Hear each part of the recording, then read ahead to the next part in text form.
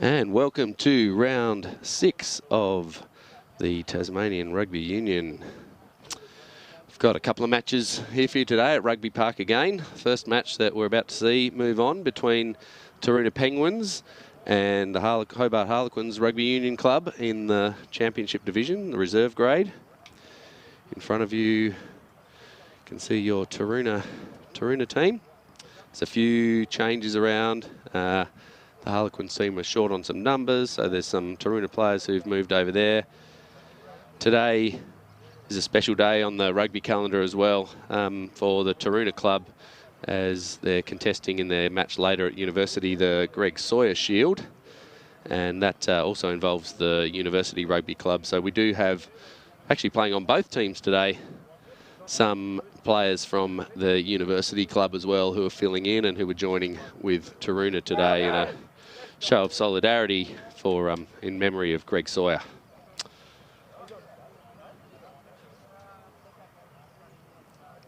Harlequins team just approaching as well.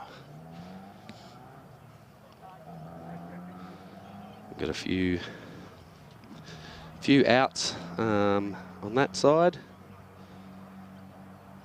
and a few ins to help them out from the Matt Brocklehurst from Taruna, and a few of the university players. So Ruben Inglis, Pat McCaffrey, Levi Gumley having a run in the Quins colours.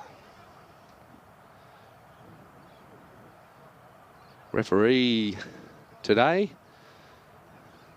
out in the middle there, is Ken Holloway, and assistant referees on the far side we've got Craig Gardner, on this side Michael Evans. So it's fantastic to have two official assistant referees for the game. That certainly helps to make a free-flowing game of rugby. It's played in the best way possible. I'm just waiting for the ball. Teams have decided who's going where and which direction we're running. And I've got my finger hovering over the clock start button so I don't forget. Teams just having their last minute pep talks and reminders of strategy. 1, 2, 3 Quins. So the kickoff will be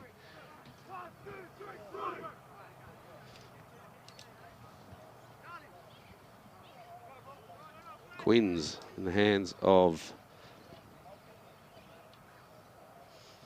Faye Leotow, who's had a great season so far. Directs this team very well.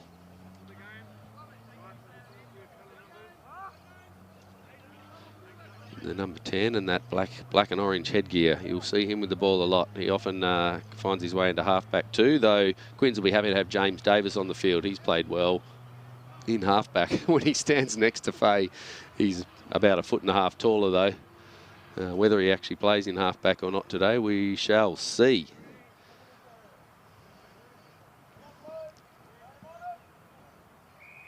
And we're away. So Leotow with the kick. And well chased there by the Quins players, but the ball doesn't go 10. So we'll see that now come back for a scrum in the middle of the field. Always a fun way to start the day with a scrum.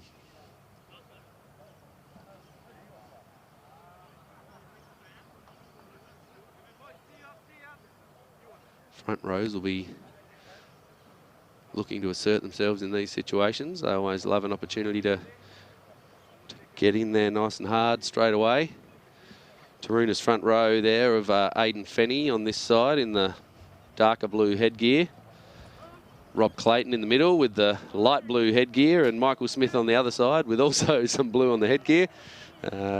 Ball pops out the same tunnel there, but lets it go. Ransley with the pass out to Albert. Albert steps back inside and finds some holes. Taken in a big solid tackle there by Hugo Blomfield. He was played his first game last week and really heavily involved. So the ball goes out wide. Some good fending out there, but the ball's lost. Turnbridge out there, unable to hang on. And we'll see another scrum.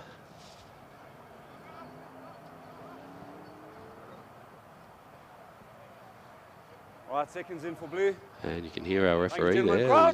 Ken is mic'd up. Bind. Set. Great to have our referee mic'd up again. So Taroona with the win this time. Ball comes out to Butler. Butler dishes it to Davis Reed. Hangs onto it. He'll look for the pop here. Just over the shoulder. Just over the shoulder there of his teammate in support, Jacob Cooper, who I think the ball went backwards, but the player supporting him behind wasn't able to hang on to it. So a knock on. So our third scrum of the day. Good fun, good fun. The last one was a good solid one to Taroona. Let's see. Okay, so James Davis is now playing on the back of the scrum there at number 8. And Cameron Ransley's into half-back. It's a good option. He's a good solid player. He'll make good decisions all day. Won't be surprised if we see him try and run the blind. But Taroona push over the mark there and win that one when the ball comes in. So ball comes to Butler, who can't take it. It's gone forward. So scrums are plenty. Players not quite got their hands ready to rumble.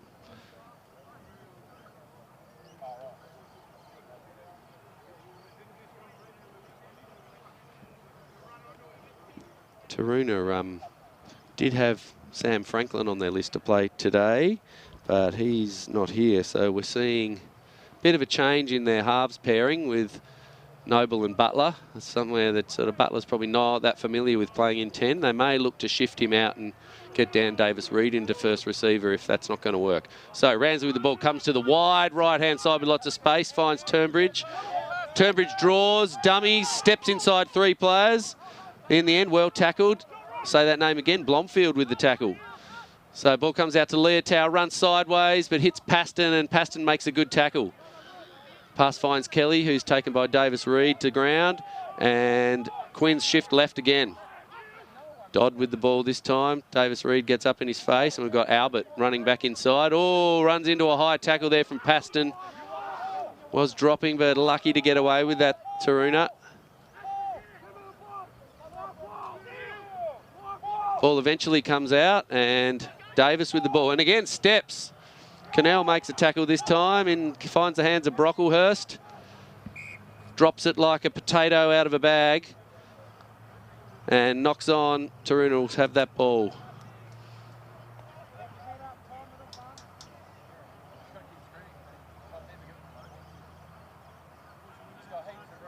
So, scrum, scrum, scrum.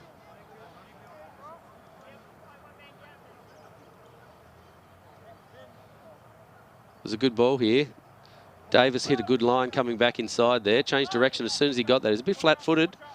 Then comes around and finds the Brocklehurst, who well taken in the tackle there by Purcell. And the ball's knocked forward. So we'll come back and we'll have another scrum. In again. Work hard, boys. Get that band on the shirt, please. Crouch. Great advice there from Holloway. Here it is. Okay, Taroona ball comes out. Stay on, man. Stay on.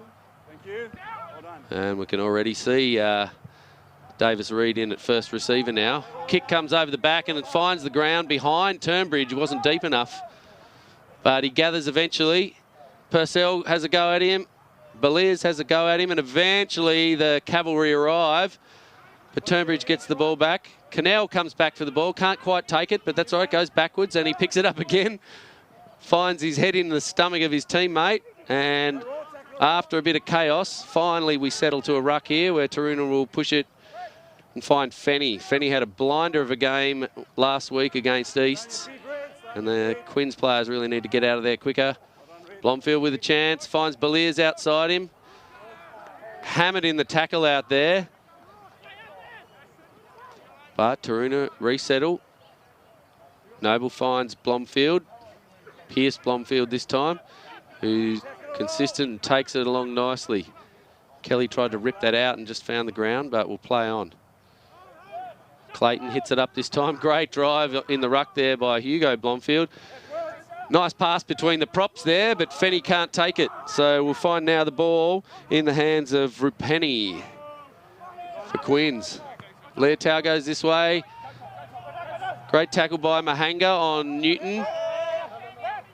And a good ruck platform there for Quins. I find Brocklehurst this time juggles a little bit.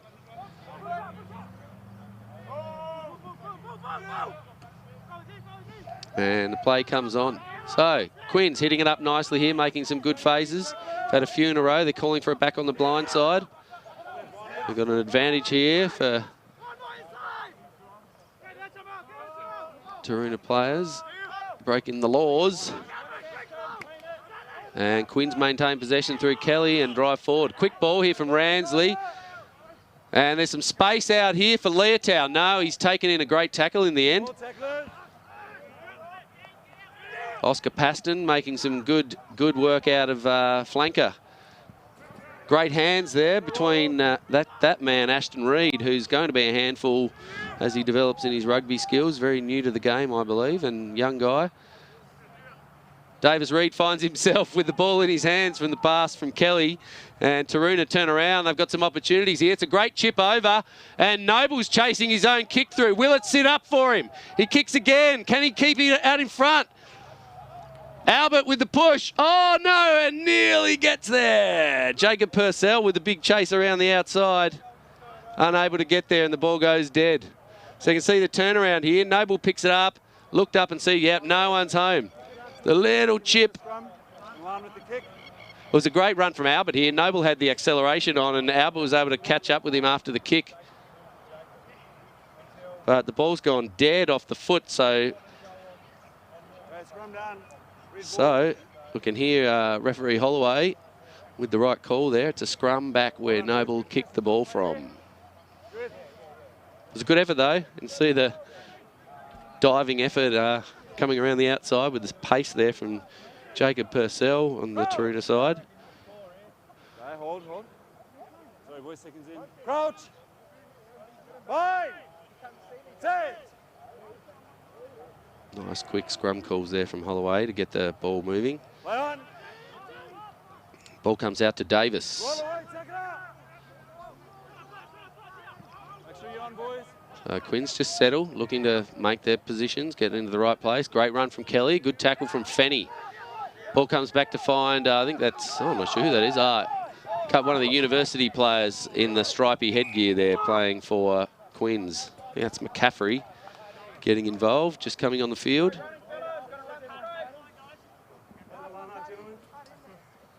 The result there is the ball going over the line and a line out to Taroona. Just as they came around there, McCaffrey, nice hands to Turnbridge, who needed to straighten up there. Just ran a little bit too wide and in the end dragged over the line by Cannell. He had Newton outside. He really needed to straighten up there and just draw the player, which would have allowed Newton a bit more space. So ball won by Taroona. Comes out to Davis Reid. He'll look to put it on the boot. Okay, and just finds the ground. A rotten bounce there for Turnbridge, who's not in a bad spot, and he's knocked it on there. So, got the yips back there, Turnbridge. He's struggled with his hands a couple of times. He'll be looking to settle. So, fortune there for Taroona. Just see as Turnbridge comes back. The first grab at it here just comes off his hand, comes off a couple of times. It's a good chase out there by Beliers to put the pressure on him.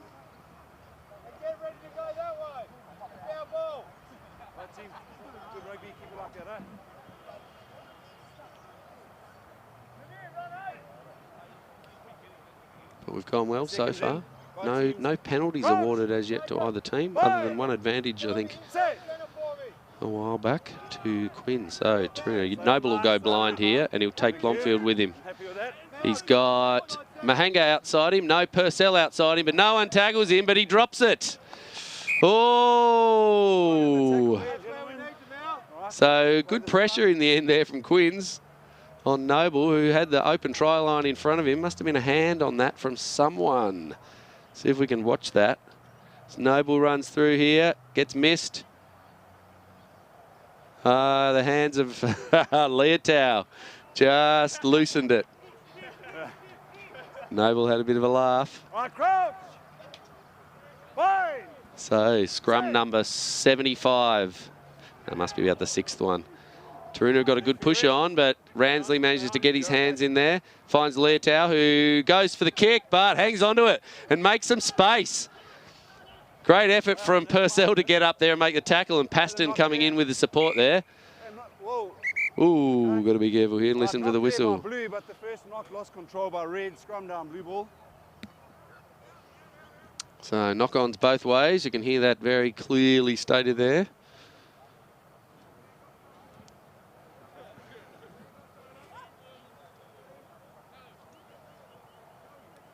It's a great run through by Leotau on the jumping kick, jumping smother from Davis Reed. Hangs onto it here, and he does find Ransley, but Ransley can't quite take it. So there's the first knock-on and the second knock-on to White. So Taroona with another opportunity with an attacking scrum. No one scored as yet. 0-all on the board. Noble with the ball quickly out to Davis Reed. Looks for someone with him, and he's got Cooper. He's a strong man. Noble wraps around and finds some space, and Bellier's on the outside. Can he pin his ears back? Goes for the line. The high tackle there on the collar. We might be penalised here. Could be a penalty try. Over the shoulder. Hard tackle, gents. Oh, look, Bellier's was surely over there if the tackle wasn't made high. Scrum down. And Taroona opt for the scrum. So Bellier's just slowed down a little bit there. In the end, it was a semi-goose step type manoeuvre that just slowed down and gave them the opportunity to accelerate. You can just quickly cut back to that while they set their scrum.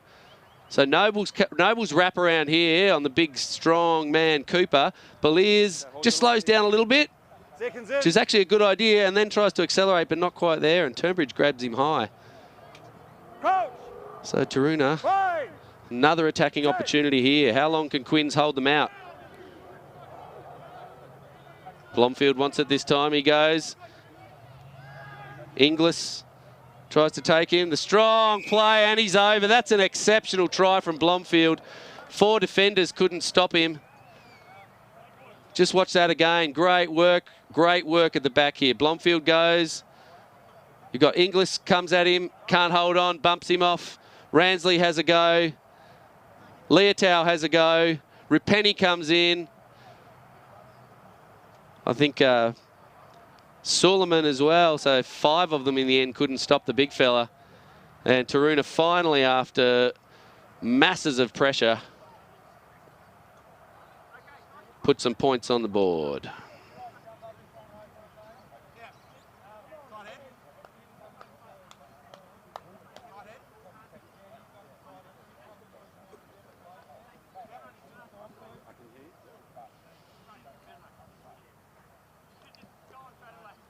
Davis Reed with the kick.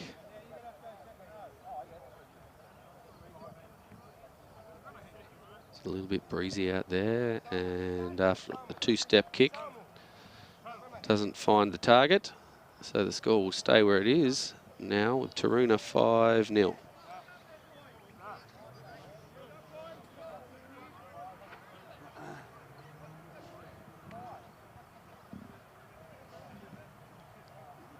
So other than a fair bit of drop ball, it's been good play so far. Both teams have been maintaining possession and you know, having some strong phases, particularly Quinns actually, really good phase play. It's just the rushing of a few passes here and there and a few drop balls. What's those tackles? Keep them low, please. But it's been a good game. So Leotua with the kick. Well chased. And great work on that ball there by, I'm not sure who that is, with the ball in their hands. I think it's one of the, I don't know, but that's an exceptional take and run. Inside ball from Davis Reed finds the try scorer Blomfield, who stays on his feet and gives it off to Davis Reed again. He fends, and Cooper just there, and Noble, but neither of them can take it. Cooper just needs to hold his hands in a ready position for the ball. He's had a few opportunities now where, you know, quick pop pass to him, and he hasn't been able to get his hands up to it. But he'll be dangerous in those situations if he can take those. So Taroona clearly looking to move that ball on quickly.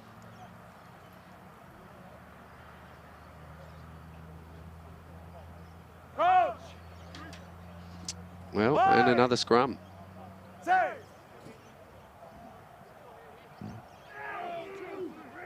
So ball comes to the back there for Ransley. Finds Leatua. Goes blind to Newton. And Paston can't take him. And Newton finally taken down by Blomfield. And Beliers comes in to help. And now the ball comes out to Brocklehurst. Stays on his feet. Eventually goes to ground and secures the ball. Reed now, he's a hard runner. He'll find some paddock in front of him. But unfortunately can't hang on to it and drops it. Now Fenny, who runs forward, and he also drops it. There was a knock by Red. Scrum down, blue ball.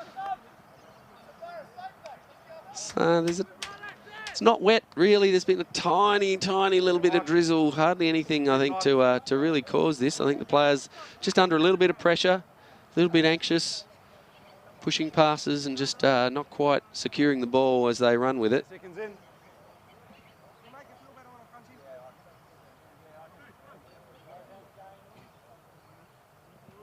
Coach! 5, 6. So Taroona with the scrum again. Taken by Blomfield, who finds Noble on his outside and knocks it on. So good pressure in the end there from the defender. First one blue. Scrum down. Red ball. Man Lyle ground. Good pressure on both Noble and Blomfield in that situation. It was a good effort. Is that Bundaberg? Bundaberg or... So you just see here again, as Blomfield came around, ground comes in and just puts the pressure on both. It was really well done. Noble wasn't able to take that ball and then it rebounded off his hand and hit ground, which makes that a knock-on against blue.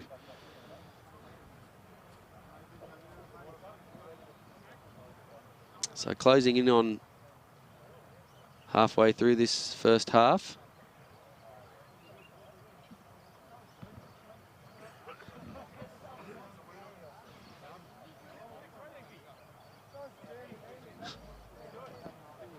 Just not sure what we're waiting for here. Canal.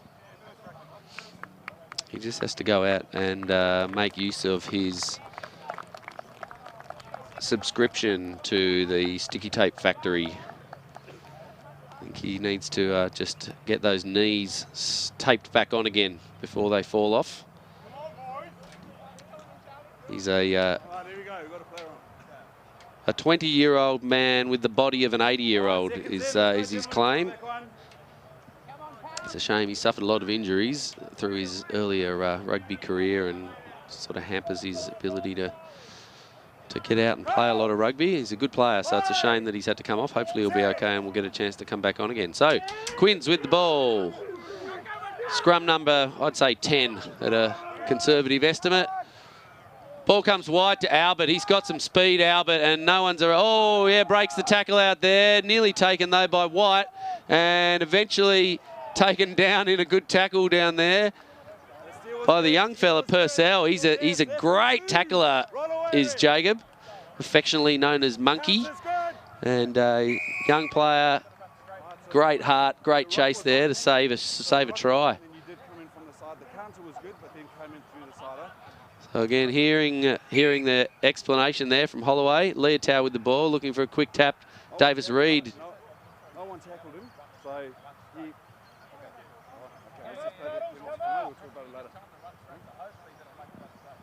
Davis Reed disagrees. Leotow goes up, gives it to Dodd. But no, he's well met in the tackle there. They were ready for that. Not really any pace on his run there. Tackle a roll! Blue tackle a roll! White needs to get out of there. Great talk again from the referee. But Taroona coming over with their hands on the ground. That's Holmes. Ball comes really wide here. Albert again. Give him some space and he's going to damage you every day. Ball flips back there. Not taken and will come back again. So this time, Charlie Holmes coming in through the ruck there with the counter ruck, but hands go to ground and disrupt the ball. You've got to stay on your feet. Leotow with the tap again. He'll go himself this time. Oh, he's dropped it. And we'll play on. Oh, Leotow doesn't like it. He reckons he scored it.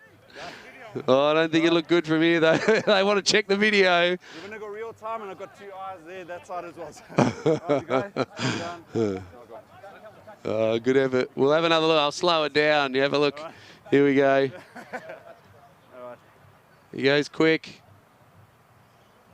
Go subs, just hang on, gents, subs on. Just hang on, subs coming. And, oh, I tell you, it was probably close. I think his hand, I don't know if his hand was on top. Well, we're just waiting here now for a couple of substitutions. That was pretty close. Pretty close. Can't quite tell whether if he was on the line or short. All right, seconds in. Let's go, gentlemen. Let's pick up the pace here. Yeah, good call from the referee. The subbing's taking a bit of the time out of the game. Here, over here. Thank you. Right! Good instruction again from Holloway there. Just coaching Paston, I think, who's playing a number 8, telling him, no, you've got to put your head in there. Stay on line. Well done. Ball comes to Davis Reed. He goes wide to Holmes, who can't take it. Oh, just hangs on. Beliers manages to hang on to it and drops it back, but there's some terrible hands back there from Taroona. Just disarray, pushing passes there, I think. And subs, gents. Too much of a case of looking for Charlie Holmes in that case with the big cut pass. And it all went wrong. You know, getting the ball in Holmes in space out there is not a bad option, but didn't come off. So Davis Reed with a big double cut pass out in front of Holmes. He gave it to Beliers, who did a good job to hang on to that. That pass could have been forward too. He just tried to get it back to Cooper, who couldn't grab it, and eventually will come back to the original knock on. Great opportunity for Quins here to equal the score. Oh, misses it. The ball comes off ground, but the ball hasn't gone forward, and Newton's got a bit of space. Beliers won't take him down, and Tom Newton over the line.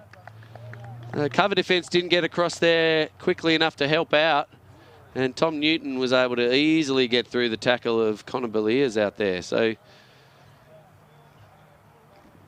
great vision there from Ransley to see Newton. He loves a bit of space, and it's a good fend.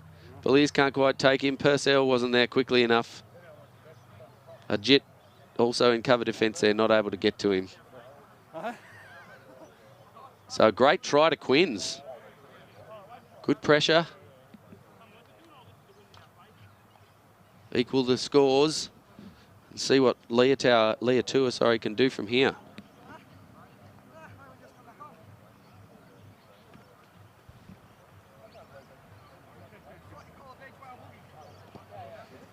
And no good. So 5 apiece in a hotly contested battle. Neither team's really been able to hang on to the ball for long periods. Just uncertain hands.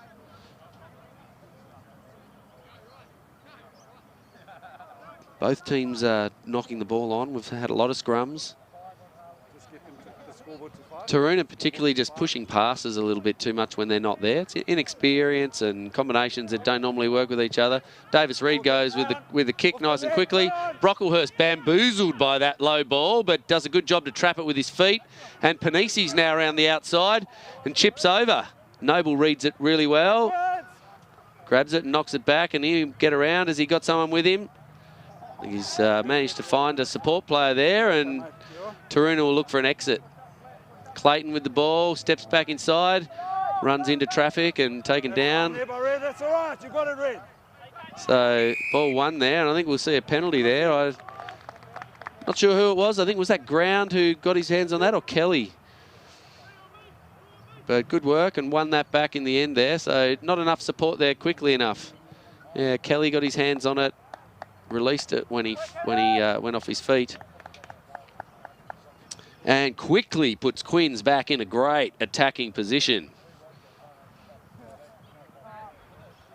There's your mark, Red.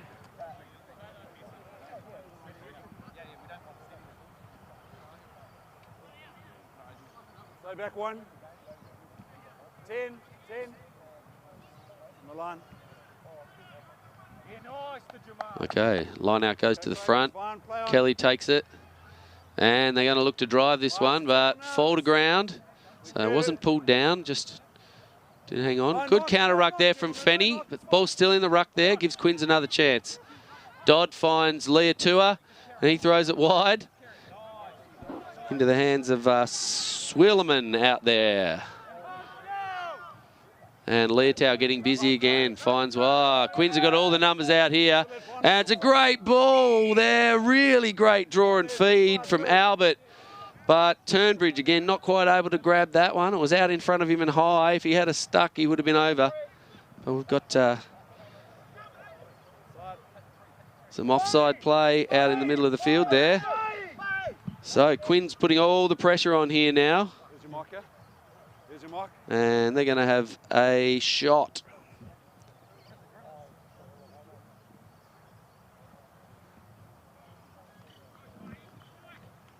You can hear a little bit of thumping music in the background there. Today is Ladies' Day for the Harlequins Club, so they're setting up, looking to have a fun time today.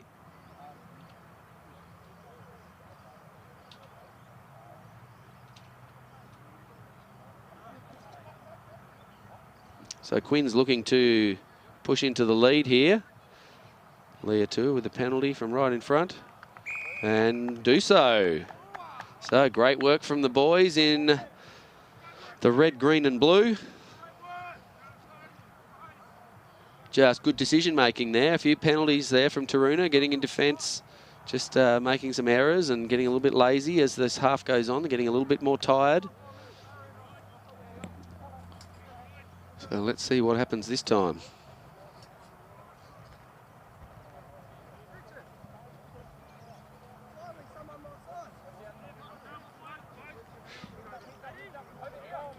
Davis Reid with the kick.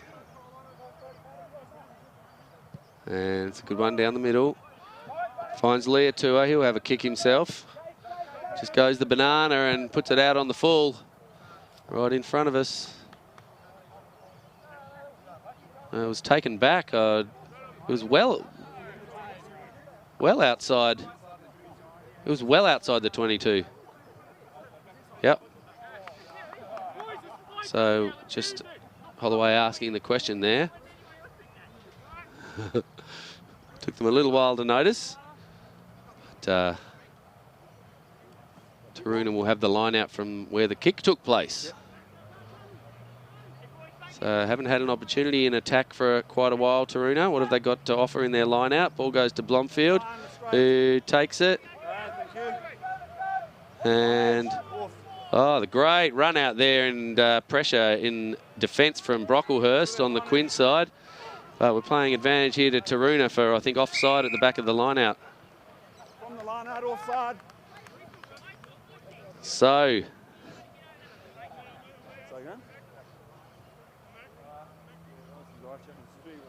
Brocklehurst just getting away a little bit too early off the back there.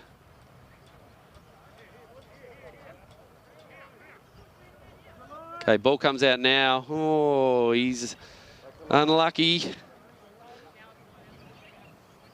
And Taroona have kicked, and we'll just see a repeat of that same line out pretty much.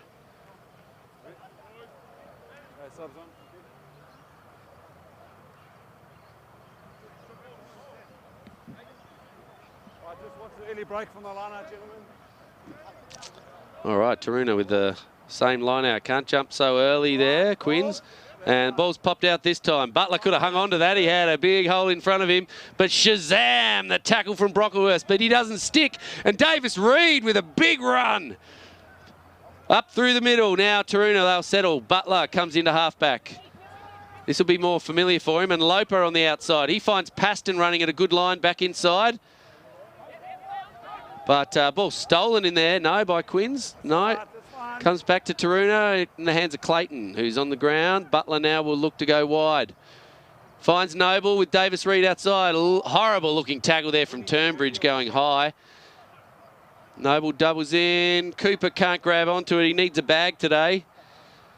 We're going to have a competition between Cooper and Turnbridge as to who's going to drop the ball more. They need to get that into their hands and stick. So reprieve there for Quins.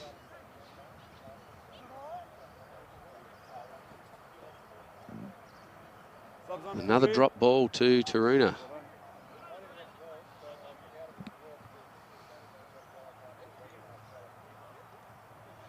Not bad, good pass there, good option from Noble. It was a soft ball, but Cooper's just snatched at it a little bit too quickly. Wasn't an ideal pass, but it was should have been able to take that one. So Quins with the scrum. Taroona will look to push over here. But it comes out on Quinn's side. Ball with Leatua. Runs wide. Who's he got outside him? Turnbridge, who's taken well in a tackle. Great defence out there by Cooper. Ball comes out to Newton. And Lowe and Davis Reid with the pressure take him over the sideline. And back where we were a few plays ago with a Taroona line out on this side of the field, close to the 22-metre line. So good defensive pressure so far from Quins, just trying to run it out there. Good experience from Davis Reid to take Newton over the line in this situation. Just a solid tackle, nothing need to be done. And the ball's knocked forward there by Taroona and into the hands of Quins, so they'll look to clear. Smith. Boys, we're going to play the advantage for the blue knock, the scrum down red ball. Smith with the tackle looking to secure that ball, but there was advantage from the knock on in the line out, so Pierce Blomfield unable to take that one that time. And another scrum. Must be almost a scrum every 2 minutes. 6 seconds, crouch. 5, 6. And away we go. So ball comes wide here. Cannell unbinds really, but Butler with a bit of space. He might get through here, and he does. The little goose step, and he's around. What a try. What a try from the young guy. OB. Brilliant little slow down there. Just he knew he had the acceleration, and we've seen him with that in the past, but good win there. You look at Cannell on this side who unbinds. At that point there, he's become unbound, but the ball's come over to Taroona's side. And Butler with a little slow down. And Kai Mason fell for it. Had to cover the step back inside and so stopped. And then Butler only had 8 metres to run over the line with Mason standing there stunned and bamboozled. So Taroona eventually with the pressure put another 5 points on, and we're going to see Sam Loper take the kick this time. I think Davis Reid said, nah, I don't want to kick that far. So we'll see what Sammy Loper's got in his boot.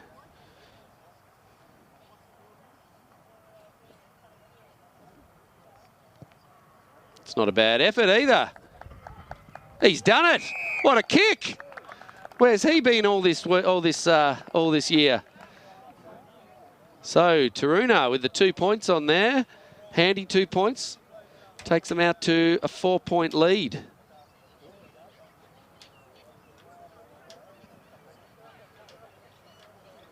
I'm happy that it's going on the inside. I have been watching it. Maybe it's kind of over the ear, so I'll get them to get it a bit straighter. Panisi just asking about the straightness in the line out there. And the diplomatic voice of Holloway saying he'll keep an eye on it.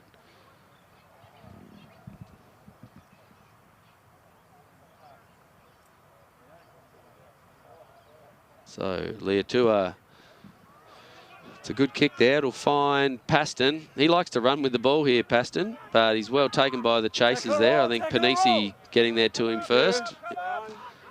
Solid defensive effort. Butler with the ball now, finds Fenny. Goes past the first tackler and breaks through. Oh, the big man. And another one. Davis will take him down, though. And Davis needs to roll out of there. Ball gets popped back to Butler, and Taroona got all the numbers out here. Noble with a bit of space. Gets around. Cooper now with the ball, but the counter defence comes across. Kai Mason comes in there with a very awkward-looking tackle and lucky not to take Cooper in the head. Now, I think we've been called the high tackle there by the sideline Tackle, official. gentlemen. Why don't you? Very lucky from Mason in that situation to not do something worse. You can see it here. Cooper comes along. Mason's hand just over. It was a great tackle by Reed, actually. Shouldn't take anything away from that for a defensive effort for a hooker. He's a great runner, Reed. He's an excellent cover defence and reads those lines really well. But Mason just came in with the hand over the shoulder there. Rushing in on Cooper. And Taroona have taken the kick down and will have a line out 6 metres out. So the pressure's back on again. Last couple of throws a bit marginal. Just try and keep it further down. And here Holloway just reiterating what Panisi spoke to him about. There you go. It is worth it as a captain to talk nicely to the referee. Ball goes to the front, taken by Fenny. They're going to struggle. Oh, great tackle in the end by Kelly to take him over the sideline. But the try has been awarded.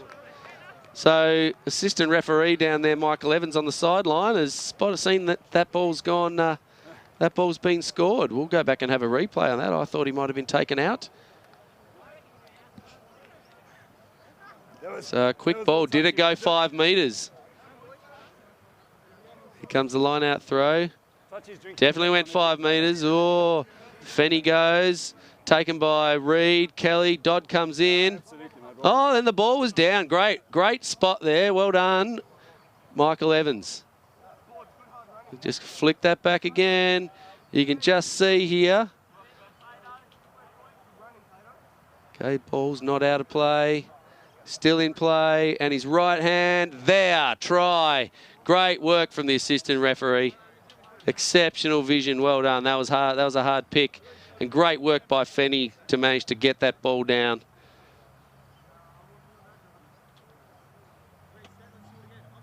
So Taroona pushed further ahead, and the kick comes from Loper again. Geez, another great effort from as wide as you can get there, but not able to put it there. According to your time, where we at? Referee's just checking, comparing time with the assistant referee. I think the call was about 1 minute to go. See on our clock we've gone nearly 39 minutes.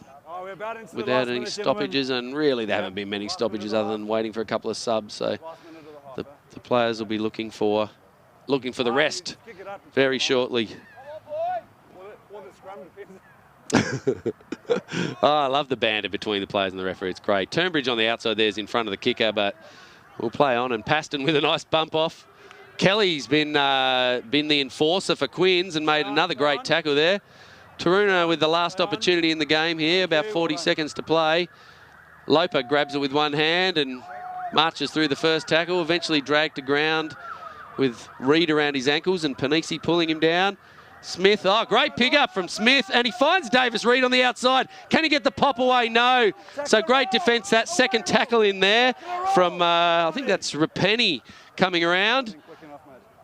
But didn't roll quick enough. But he really saved that there. If he hadn't covered that ball, Davis Reed would have been popping that out into the hands of Noble, who had no one in front of him. So penalty advantage, but good tackle and great solid defence there. Good tackling again, but not able to stick, and Fenny goes through it.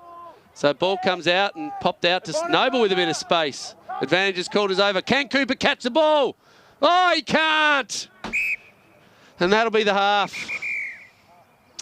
Pass again, just went behind him. I sound like I'm being overly critical. It's just bad luck in a lot of cases with Cooper. That situation there, the pass was just put too far behind him. You can see as they go around, Paston in support here with Fenny. I think that players Hayden Beattie there. So this pass here just needed to be more in front of Cooper, but it went behind him and he stuck the big mid out and unable to stick. So interesting half, very, very close for most of the time. Harlequins took the lead at about the 25-minute mark, but Taroona with a couple of late tries have come from behind to find themselves with nine points in front. So they'll enjoy their halftime break, and as will I, and we'll be back soon.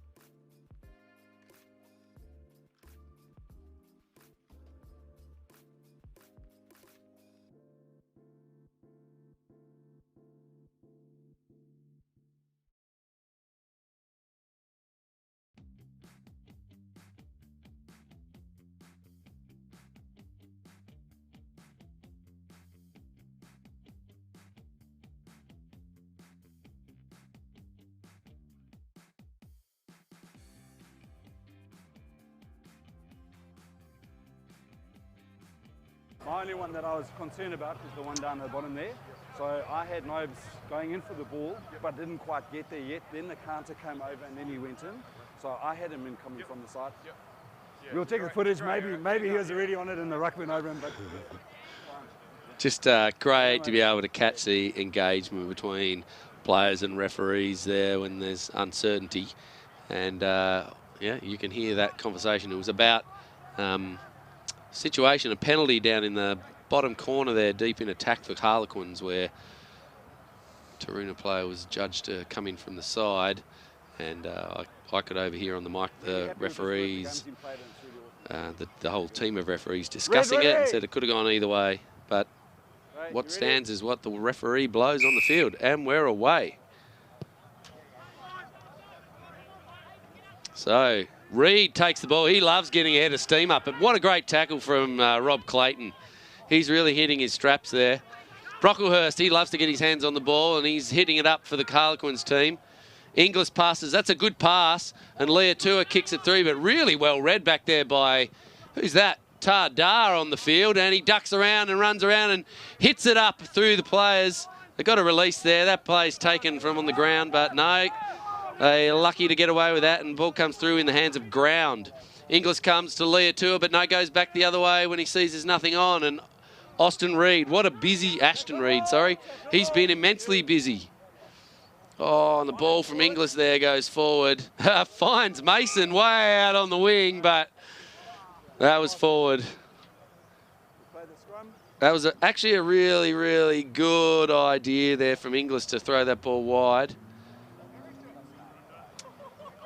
But unfortunately, the left-handed pass there just didn't go where it needed to go. That flat pass was really on. He was actually looking for Brocklehurst, and it got in front of him and ended up finding Mason out really wide. But hopefully this is not going to be the tail of the second half where we have a scrum every couple of minutes. Certainly was a bit more free-flowing in the latter part of the first half, but okay, Blomfield hits it up there, and Kelly's now got to roll away. Beattie hits it up there. It's got to be released by the tackler. And Taroona secured the ball. Ball comes out to Fenny. Got Blomfield on his outside, who actually takes a good ball, but it's stolen there nicely by Jonah Albert. And he has a strong run forward and makes some metres for his team and puts them on the front foot. Kelly now, he'll hit it up. Little offload, but the players are too close to him, and he needed to give that a little bit sooner there. I think Panisi didn't really read that. And in the end, gets driven over the sideline. See here, Kelly needed to carry that ball in two hands. He's tucked it under his wing, and the others are thinking, no, he's just going to hit it up here. But a little flick back didn't quite work. Again, straightening up. Great work by Blomfield there. Pierce Blomfield to get that one back. Good line-out skills to tap it back there. Good counter-rucking there from Dodd, but the ball's good, and then it ends up in the hands of Cooper. Davis Reid is down in back play, needing some support. And the ball comes this way in the hands of Cannell. So Cannell ducks back through, fends off a couple, just finds a few metres over the gain line. Harlequins clearly off their feet there. Pat McCaffrey there in the stripy headgear. We're just going to have a bit of a wait. Sorry about my clock there. Press the right buttons. Has been running though. Didn't forget to start it this time.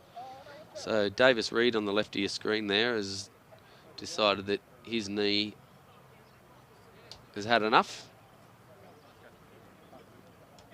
It's a pretty good looking front row, I reckon, those three players there. Justin Black on one side, Davis Reid in the middle, and Chris Stafford on the other side.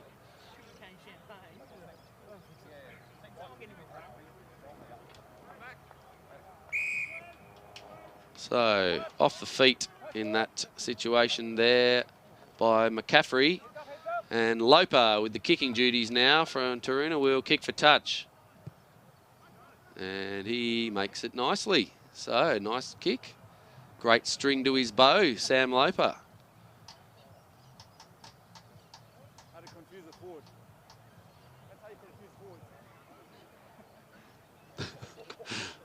gain. Some great banter going on there. It's good spirit. It is great when you got a referee who's got a good relationship with the players on the field and they can have a joke whilst still getting into the game.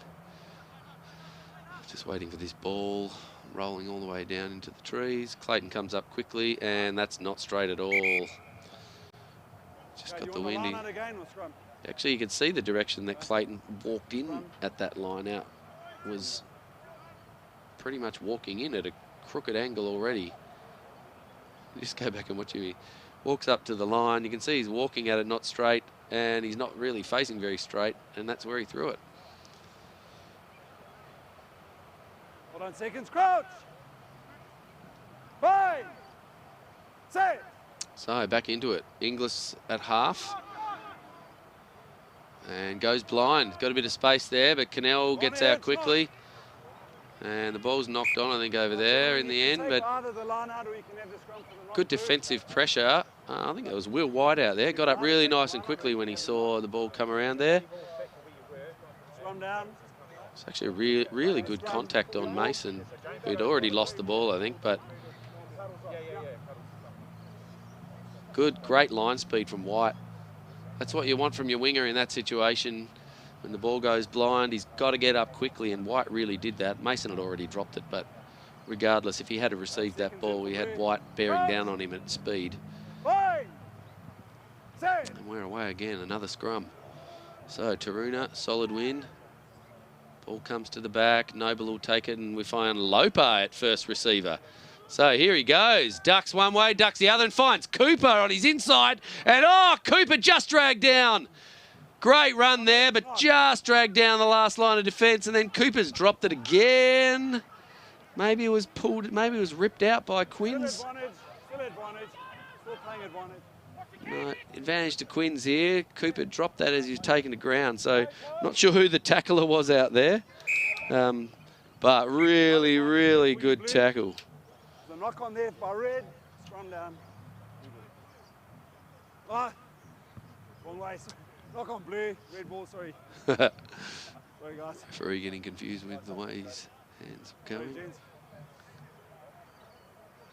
Just duck back and see. Yeah, last tackle. Cooper did a great job to get through there. Here he goes, just gets through, and he's taken down by, I think it was Mason in the end, possibly making that tackle.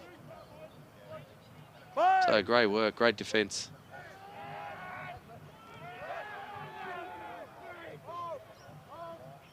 So ball comes back to Leatua, who kicks down the middle. Purcell backs off, waits for the bounce. Cooper takes it.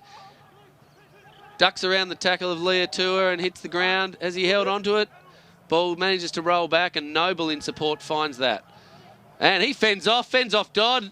Dummies Mason, but tackled, gets the pop pass out, and the try is scored in the corner by White.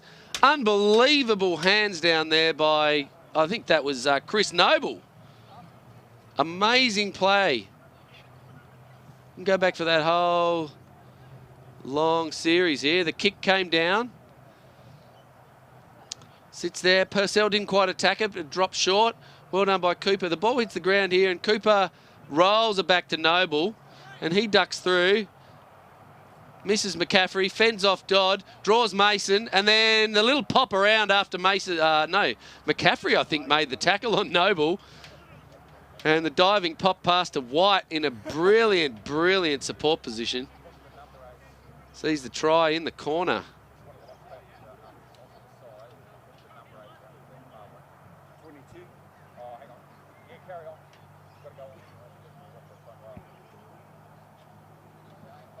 Conversations about substitutions, I think,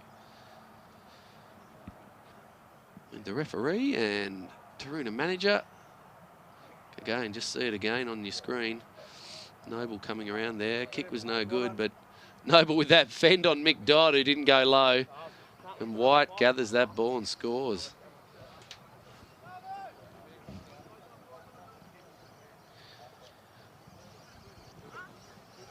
So just the tackling from Quins needs to be lower. They need to need to get their body height down so that they can put a bit more pressure on the Taroona running players.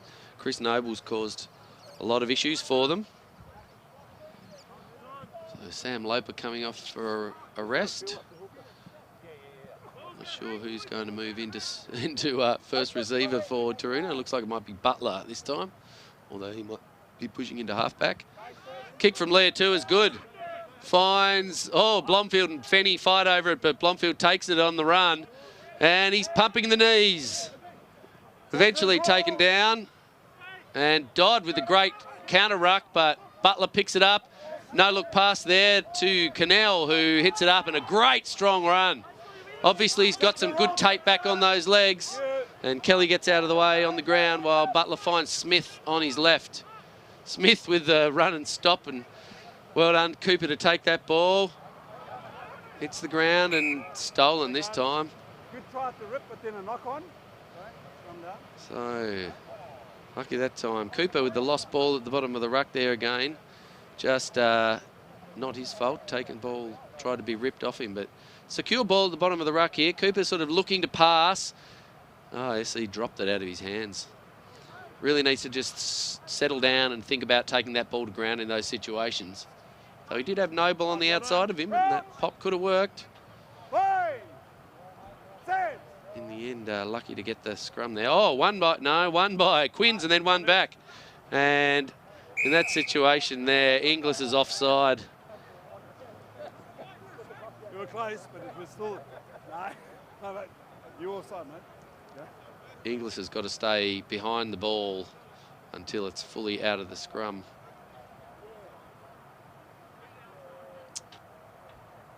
I think Inglis was actually questioning the tackle of Butler, which was a little bit of a lift on him at the end there. Just see it again here. The ball's still in the scrum and comes through the back there. Butler just kind of gave Inglis a bit of a drive into the ground, but nothing really in that. And Blomfield with a big drive. They're finally taken down there. Suleiman, I think that is. So Panisi coming around offside, thinking that the ball was out there, but the referee calls him as offside. So it's an advantage here to Taroona. They've got an opportunity. Butler down in the back play. Fenny goes with the Blomfield, but really good strong work there by Mick Dodd. And yeah, no advantage. You can hear the referee's call, so we go again. Cannell with the tap. He's not really in the right spot, but we'll let him go. And it's a good run, good hit up, but yeah, places the ball back. And Butler picks it up, goes for a bit of a sideways run, putting Noble under pressure. But he ducks and weaves. He's going to score under the posts. He's run around the entire Harlequins team there. Everyone just standing and watching. It was a great work there from Mick Dodd to put the pressure on, but we come back for the penalty. Cannell not quite in the right position, but the referee lets it go. It's a great hit up here. Noble takes the ball in an under pressure situation here and somehow runs around the vast majority of Harlequins. So he runs left, they all stand still and watch him, and then he runs back through a big gap, pins his ears back and finds the post. Really seriously tired looking Quins team now. And we've got Aidan Fenny kicking the conversion. So front rowers taking the points in front of the posts, and Taroona pushed that lead ahead. Very comfortable, 21 points up now. Harlequins looking tired. Bit of disarray amongst the Quins squad.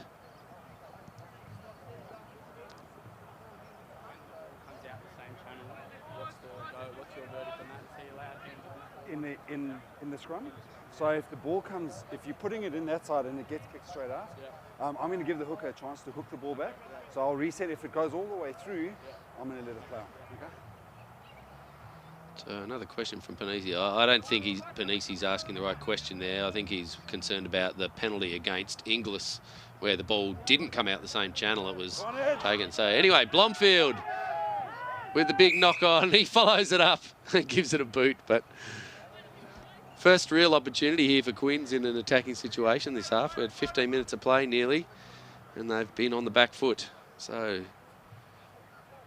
what opportunities did they got here? Who can they find? Maybe the guy on the bottom of your screen there, Tom Newton, with the ball in his hands. That's where I'd be looking. His opposition defender.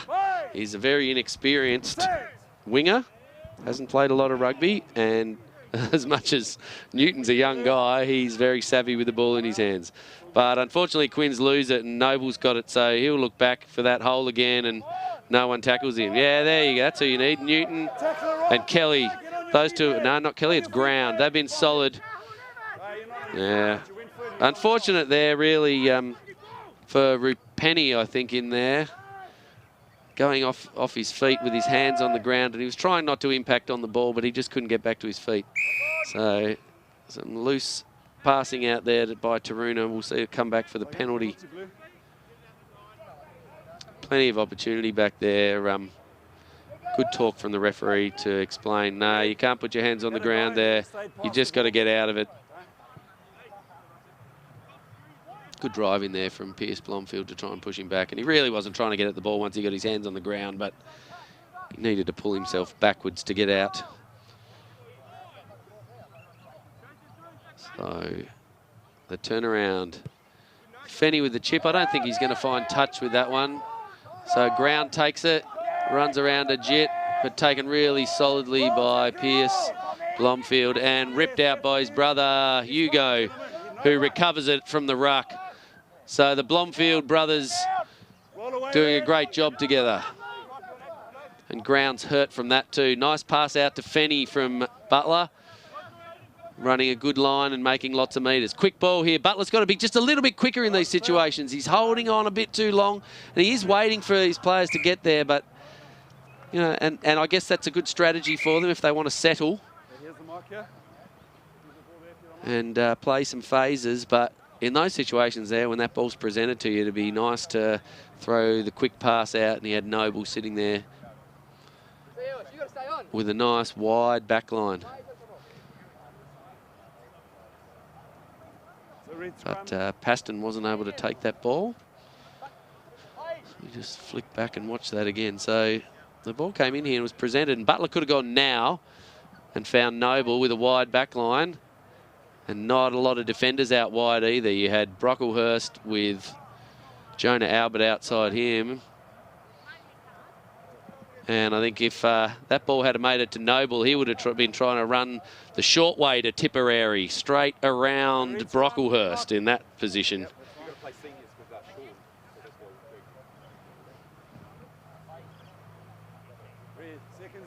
So Leah Tua being taken off, unfortunately, for Quins. You could just hear the talk there that the Quins seniors are short, so they need Leah Tua to play. So he's going to have a rest for the rest of the game, I'd say. But a great drive in there from Taroona. Well done to the Quins forward pack to not actually disengage from that. And Davis has roosted that ball downfield. It's still in play, and Purcell's got it. Now, he's quick, but he's little. And a great chase there from Albert to eventually catch him. Butler goes one way, goes the other, goes back, and Jonah Albert's the only defender here who's putting the effort in, but Butler manages to fend off and eventually taken down by Panisi. Needs to get that ball back, and just does. Blomfield picks it up and goes the only way he knows, which is forward. He's all right. Missed the ball. Ground with the good pressure on him, but unable to actually get his hands on the ball. And Cooper now hits it up. Needs to, flicks it back. Just got to hold on to the ball, Jacob. Don't push the pass. He's having a shocker of a day, unfortunately. He's had a few good runs, though, and his defence has been great. Just when the ball's in hands, decision-making's not been great. All of you forwards have been legends today. It's a lot of scrums today, boys. Well done. Keep it going. Okay, hold it. Again, look. Referee Holloway proving there that having a good relationship with the players on the field is the best way to go about it. bit of praise for the forwards. As he said, there's been a lot of scrums and they've done a great job. That last scrum was a really great example of that, I feel. Even though Taroona dominated, Harlequins didn't collapse it. They stayed on their feet and eventually got the ball out under immense pressure. And then James Davis with this kick down the field that's travelled in the end about 60 metres with the wind at his back, I think, has led us to this situation here, where Harlequins have an attacking scrum. They'll need to settle that scrum and get a good push on from their back row if they're going to hold back the push of the Taroona scrum, though. They don't want a repeat of the last one. They might not be fortunate enough to get away with winning the ball. Still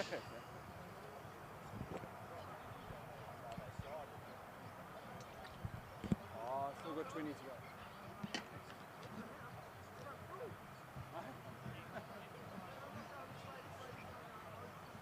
go. So Ruben Inglis there in number 22, one of the players from university who's down here today to help out. It's great that we can get these guys on the field, really, rather than missing out or only getting a run on the bench for their senior team who are playing down at their home ground at UTAS, Sandy Bay. They'll meet the Taroona first side. That'll be a good game down there. Taroona looking to push ahead. They've had a couple of probably a big loss to Launceston in the first game of the year, but close loss to Harlequins after that, and just a close win to Glenorchy last week in that controversial match that we streamed. And unfortunately, Ground's lucky to get away with that. He's picked it up and dropped it back into the player in front of him, but we'll play on. So lucky with the one hand there out. Taroona need to get back on side. Kelly takes it forward. That's a good situation there that some of the Taroona players need to pay some example from. Great hands from Inglis there in draw and feed, getting Paston to force him to tackle. Loper with the counter ruck. Can he push through? Yeah, that's a great counter ruck by Taroona there through the good drive of Sam Loper. And Butler with the ball here. So who are we going to go to? Going to find Paston, who will hit it up. Good run from Paston. Davis has got his hands on that, though, and rips it easily. Oh, unfortunately, Albert unable to take the pass. Oh, he was scoring that try already. He just looks up. Oh, we're a long way back. If you flip all the way forward here. Great rip from Davis. And Albert wanted that ball because he saw the corner. Oh, he would have to get around Chris Noble. But bad luck there, Jonah.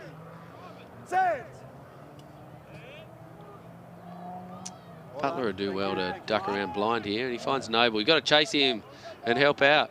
Oh, Ajit's got the ball with some ground in front of him. Keep running. Great step back inside. Where's the support? And Davis has just stolen that off him. That was a brilliant run there from Ajit down the side. A nice little swerve back inside. And Cooper with his hands on the ball, looking up at the referee for some advice. And the ball's ripped out of that there and knocked on in the end by Quinns. Go back to that run down the sideline here. Noble with a good draw and pass. And well taken. Ajit shows a bit of pace, steps inside Turnbridge, who shoves the shoulder out. He's, again, lucky not to make contact with that. It's a couple of times he's done it. Any contact from those things and he'll find himself off the ground. Just sort of lazy pressure. And potentially dangerous. He really needs to tidy that up.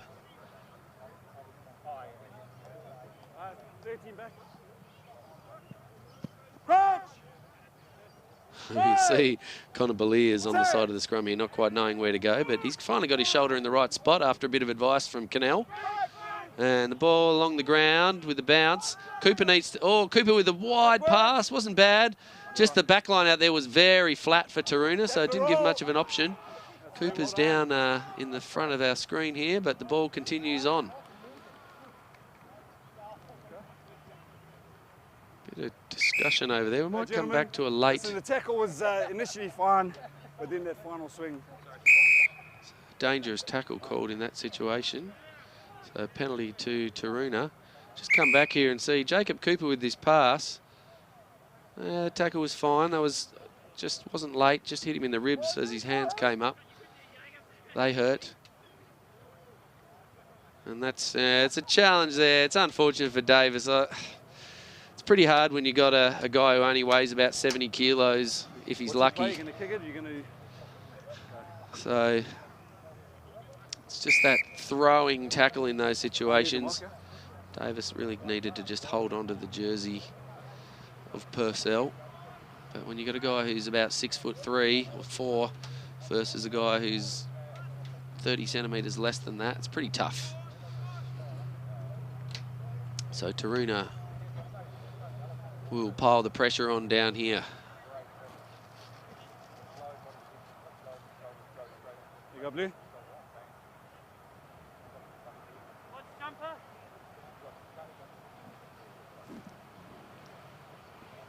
And again, someone to fetch the ball from down the hill. Clayton gets the job, while everyone else gets a rest. Clayton just needs to tighten up his throw here, make sure it gets down the middle of the line out. Goes to the front. Gentlemen, that's fine. Yep, and well won. Ball comes into the hands of Noble, finds Paston outside him. He's been busy today, Paston. Oh, I hope his knee's all right under that pressure there, coming backwards. Cooper with the ball, needs to hold on to it, bumps off. Good contact, goes to ground. Yeah, actually, you were. Places it back. You were the tackler, so yeah. Good discussion from the referee about what's happening out there. Cannell needs to straighten up here, and he does. Just running too far sideways out there. It's what happens when you get too flat in the back line. And drop ball again from Taroona. So some ball work needed there. And Quins have got some numbers out wide. Albert to Davis, goes wide. Oh, Newton can't hang on to it. And Ajit back onto it. So we'll see this come back for the scrum. Ajit holding on there. There for you, Blue. Oh, no, we're going to play it. Okay, advantage. Cooper with the pass on to Clayton. Good work. And good support there by Cooper to get back around and secure on that ruck. Thank you. Noble wide to Cannell. Needs to straighten up. Not running sideways. Mahanga out there now with the ball. We haven't heard his name much this game. But just that sideways running makes it very easy for Quins to defend. Smith with a good hit up. Good drive from behind him, goes to ground, hangs on, turns it back, and Butler needs to be quick here. Noble with a good line back in there, but he runs into the big guys. Needs someone else making that line who's about 40 kilos heavier than him. Clayton runs backwards, goes slowly and steps inside, but nothing on there. Needs to push that ball back quickly. It's making it easy for Dodd to put the pressure on. And Noble goes blind, looking for White, who's smashed in the tackle. Ashton Reed and Kai Mason. But touch judge or assistant referee Evans is not happy with that. Okay. To the shoulder, neck area? It was in the shoulder neck area, but arms did wrap. Okay, so just penalty? Okay. High tackle, arms did wrap, so no cards, penalty, blue.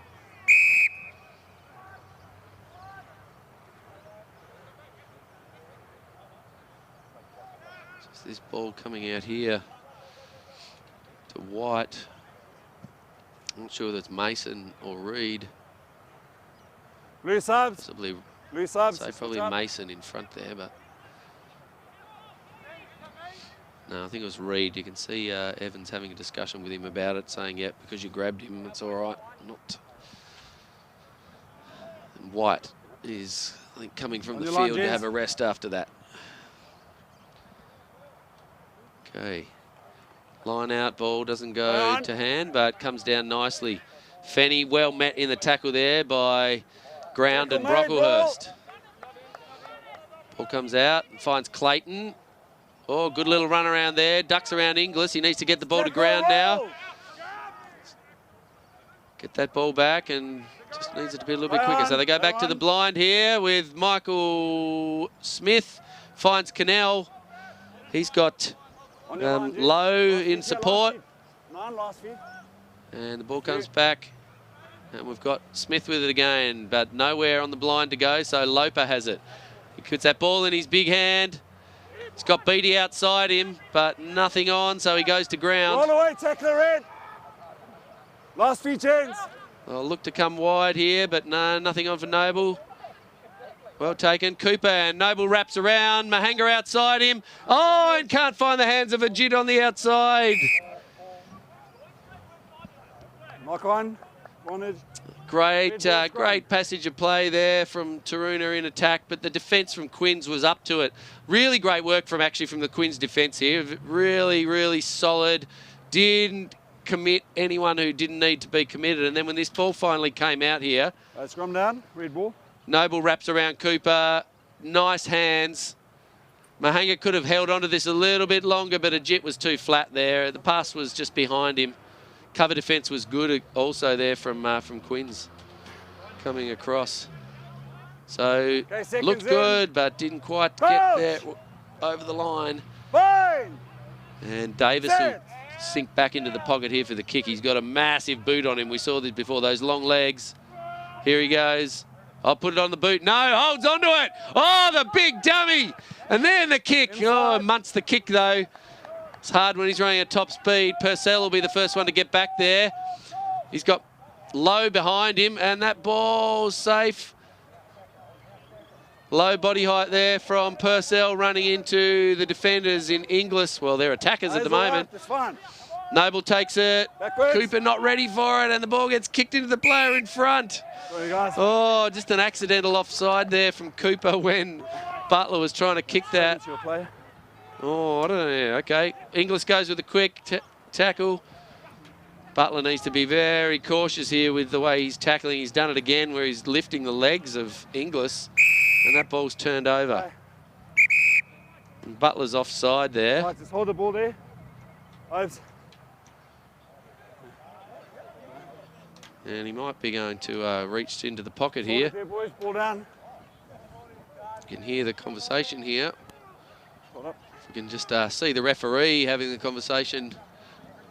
They've walked a long way away here to talk to talking to the assistant.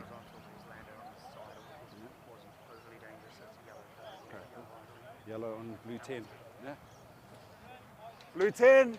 Just bad technique there from Butler. Just grabbing the leg, lifting it. He's landed on his side, beyond horizontal. Yeah.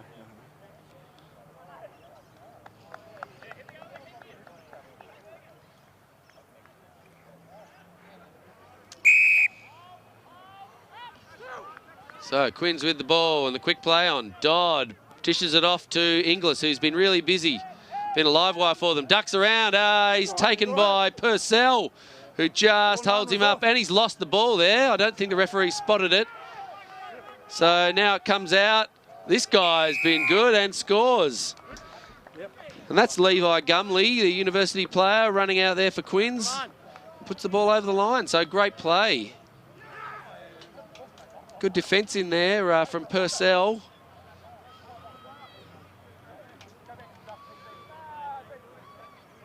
So the penalty came.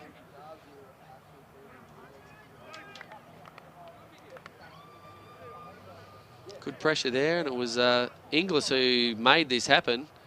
Got inside Noble. Just taken there by Purcell, who held him up long enough for the cavalry to arrive. Lucky there because Inglis dropped that ball onto the ground and it went in front of him, but not spotted. And then Gumley, he's over.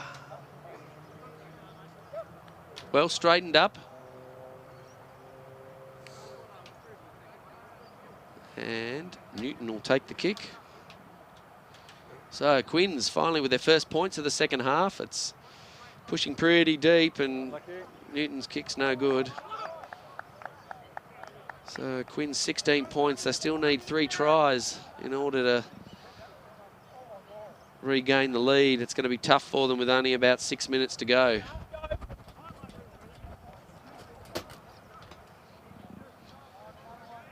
Wins getting a bit stronger out here. You can see the trees blowing in the background and can feel the shake in the van a little bit here every now and then. So Taruna's favourite son there in the foreground, Tada. He's a great character and everyone loves him around the club, back on the field, and we've seen a Jit having a rest. So Loper with the kick. Reed gets under it nicely. He's got great hands, Reed. I reckon he's grown up playing AFL. You can see he just takes that ball easily with no pressure. And he also loves a head full of steam. Brocklehurst, here he goes with the fend. Tackle! Takes it into Lopo, who takes him to ground, and unfortunately Gumley unable to take that one, so recovered by Mahanga, who keeps hold of it. And Noble now comes into halfback with Butler off the field. Lopo with that familiar ball in one hand, takes it into contact and drives forward. Again, great discussion from the referee. Cooper on the outside there. He's got Reed hammering him. Oh, and Mason with a big tackle on Dan Lowe. Stay on your feet now. Thank you. On your feet. Lowe's hurt by that, but it would look like an okay tackle. Noble ducks around, gets around Mason, who swings, and Beliers the tackle over the shoulder there again. Sorry, guys. Oh, goes back to a forward pass. So Beliers in a good supporting position back there.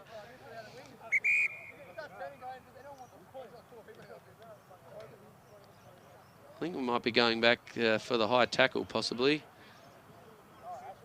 which was after the knock-on, but so that's low on the ground. That goes all the way back to a great tackle from Mason. I think we'll see it back here on the replay.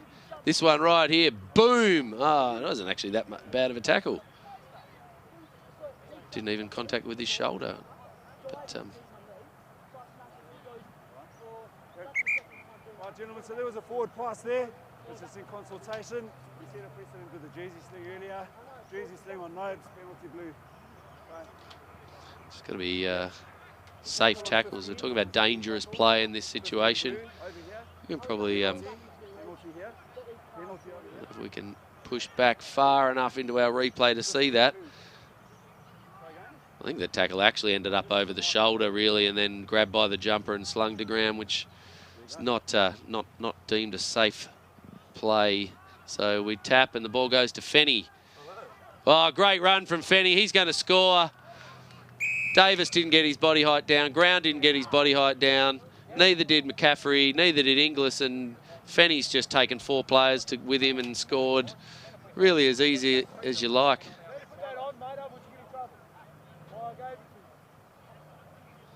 So a little bit of an anti-climax there, really. I mean, great work by Fenny. Great run. Bonus to Taroona, but yeah, the defensive effort really there from Quins was tired, I suppose. Come back and hit that ball. Fenny just, it was a fairly predictable run. So the ball came through with Loper there, who's taking the kick at the moment in the background with the drop kick. And it looks like not a bad kick either. He has put it over. But we saw, yes, meanwhile, Fenny in the replay making too easy a go of that try.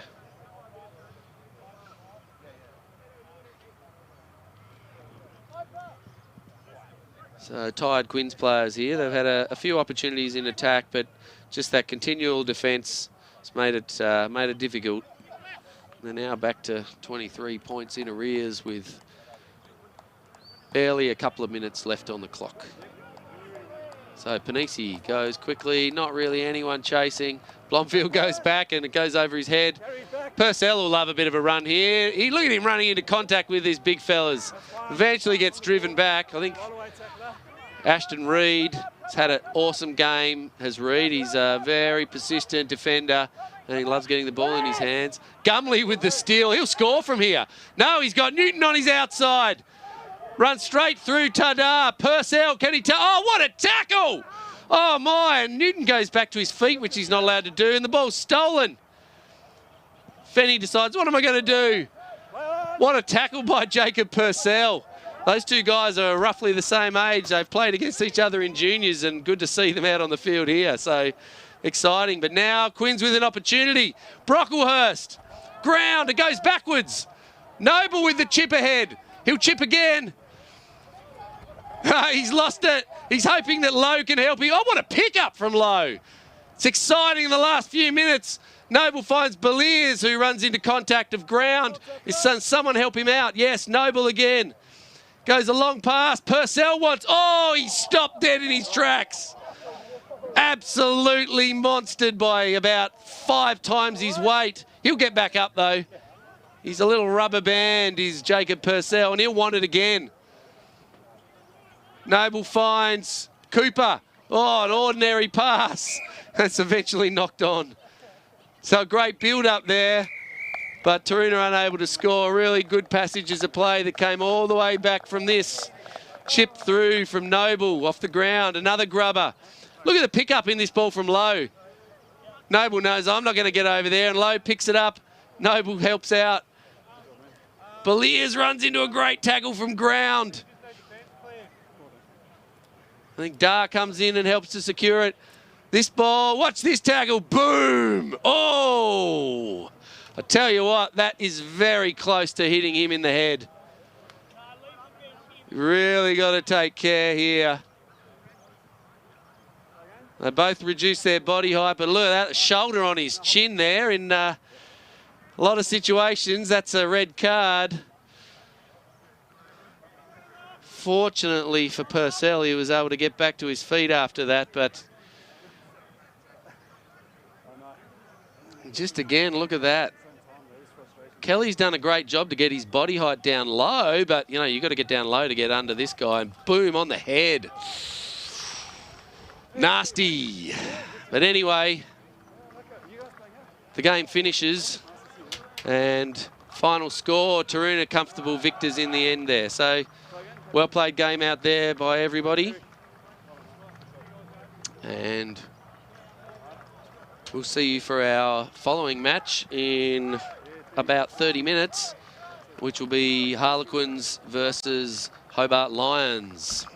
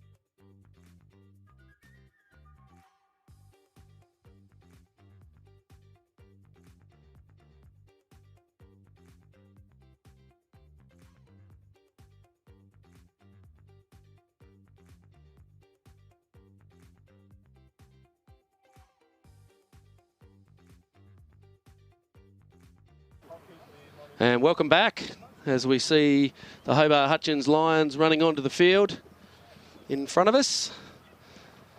They ready to slug it out against the Harlequins team, who are yet to appear.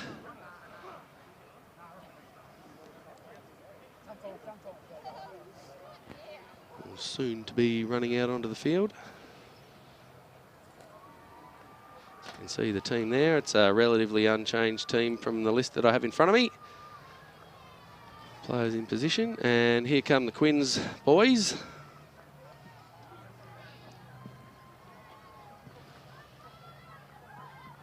Going to be a tough battle out there today. The conditions are dry in the most part, but fairly windy and blustery. You see the Harlequins team in front of you as well.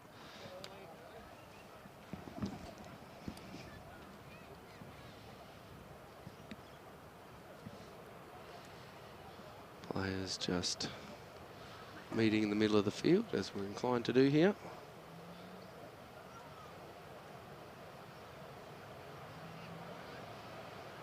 Match officials today. Referee on the field is Craig Gardner.